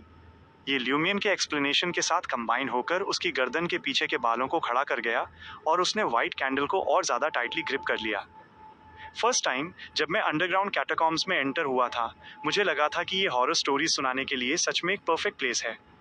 अनफॉर्चुनेटली अब तक ऐसी अपॉर्चुनिटीज रेयर रही हैं। ल्यूमियन के फेस पर एक स्माइल अपर हुई। अमांदिना एक मोमेंट के लिए स्टन रह गई। क्या आप अभी सिर्फ एक हॉरर स्टोरी सुना रहे थे? हाँ, और इस हॉरर स्टोरी का सबसे टेरिफाइंग पार्ट ये है कि इसका हर एक वर्ड सच है, ल्यूमियन ने एक स्माइल के साथ रिप्लाई किया। अमांदिना एक बार फिर डर गई। उसने अपनी पेस तेज कर दी, ल्यूमियन द्वारा पीछे छोड़ दिए जाने के डर से। जैसे ही वे दोनों अंडरग्राउंड कैटाकॉम्स के 4th लेवल की तरफ बढ़े, वहां अचानक मूव करने वाले स्केलेटन्स की कोई कमी नहीं थी, जो अमांदिना को ट्रिप करने की ट्राई कर रहे थे, जिससे वो यंग लेडी अलार्म में चिल्लाने ही वाली थी। फाइनली ल्यूमियन अमांदिना को उस ह्यूज डिकेइंग और मॉर्टल टोम चैम्बर की तरफ ले गया, जिसमें समैरिटन वुमेन स्प्रिंग मौजूद थी। उसने लेफ्ट और राइट देखा और साइलेंटली खुद से कहा, इस बार हमारा सामना क्रिस्मोना जैसी दिखने वाली शैडो से नहीं हुआ। क्या वो फीमेल डेमनेस को ढूंढने के लिए कैटाकॉम्स के 4th लेवल के आसपास भटक रही थी, और अपना गोल अचीव करने के बाद अब उसके पास ऐसा कोई ऑब्सेशन नहीं बचा है? ल्यूमियन ने अपनी गेज वापस शिफ्ट की और अमांदिना की तरफ एक मिरर उछाला। इसे होल्ड करो और यहाँ मेरा वेट करो। यहाँ वेट करूं? अमांदिना ने चारों तरफ देखा, थोड़ा पैनिक होकर। सराउंडिंग्स पूरी तरह पिच ब्लैक थीं, अनगिनत टोम्स के साथ, जो डिकेइंग और डिलापिडेटेड थे, और शैडोज में अननोन चीजें लर्क कर रही थीं। यह क्विक होगा। ल्यूमियन ने कोई कंफर्ट ऑफर नहीं किया, बल्कि सीधे टोम चैम्बर के हाफ ओपन स्टोन डोर के थ्रू अंदर चला गया। कुछ स्टेप्स वॉक करने के बाद उसका सामना गहरी झुर्रियों वाले कैटाकॉम्स एडमिनिस्ट्रेटर से हुआ, जो एक लिविंग पर्सन से ज्यादा एक लाश जैसा लग रहा था। वो एल्डरली एडमिनिस्ट्रेटर, जो ब्लू वेस्ट और येलो ट्राउजर्स पहने हुए था, उसने ल्यूमियन को नहीं रोका, बल्कि साइलेंटली अपनी जगह पर खड़ा रहा, उसे पास होने की परमिशन देते हुए। जेंटल डाउनवर्ड स्लोप पर पहुंचने के बाद ल्यूमियन ने ट्रैवलर्स बैग से एक मिरर और ब्लैक टियर एक्सेसरी निकाली, जिसे आधे घंटे से ज्यादा समय तक बर्न किया गया था। ह्यूज टॉम चैम्बर के बाहर अमांदिना ने व्हाइट कैंडल की येलोइश लाइट से मिरर के सरफेस पर ल्यूमियन का फेस अपर होते देखा और उसकी वॉइस सुनी, मिरर पर अपना हाथ प्रेस करो।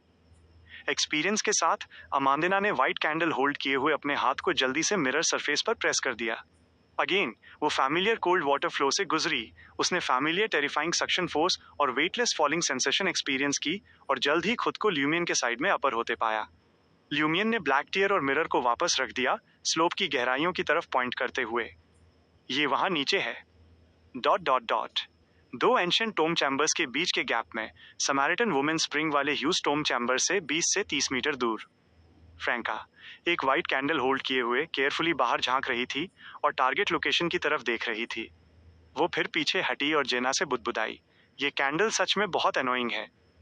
हम बिल्कुल भी अच्छे से हाइड नहीं हो पा रहे हैं। हम इस तरह हैरिसन को कैसे एम्बूश करने वाले हैं? व्हाइट कैंडल की डिम येलो लाइट उस डीप प्योर डार्कनेस में काफी कॉन्स्पिक्यूअस थी। जेना ने फ्रैंका की तरफ देखा और मुस्कुराई। ये दोनों तरीकों से काम करता है। हैरिसन भी हमारे नोटिस किए बिना साइलेंटली अप्रोच नहीं कर सकता। इसके अलावा इस कॉर्नर में छुपने से कैंडलाइट का इम्पैक्ट इफेक्टिवली रिड्यूस हो सकता है। ये इतनी दूर तक ट्रैवल नहीं करेगी। फ्रैंका ये सब जानती थी और बस कैजुअली कंप्लेन कर रही थी। उसे अचानक कुछ याद आया और उसने अपने माउथ के एक ट्विचिंग कॉर्नर के साथ पूछा, क्या तुमने एंथनी को देखा है? जेना भी स्टन रह गई। उस मोमेंट पर गैप के बाहर से एंथनी की वॉइस आई। मैं पूरे समय यहीं था। उसकी वॉइस के साथ फ्रैंका और जेना ने फाइनली अपने कंपेनियन को देखा। वो बाहर पाथ पर ओपनली खड़ा था, एक लिट व्हाइट कैंडल होल्ड किए हुए, और दोनों डेमनेसेस ने पहले उसे नोटिस नहीं किया था। साइकोलॉजिकल इनविजिबिलिटी सच में बहुत ग्रेट है, फ्रैंका ने एनवियसली प्रेज किया।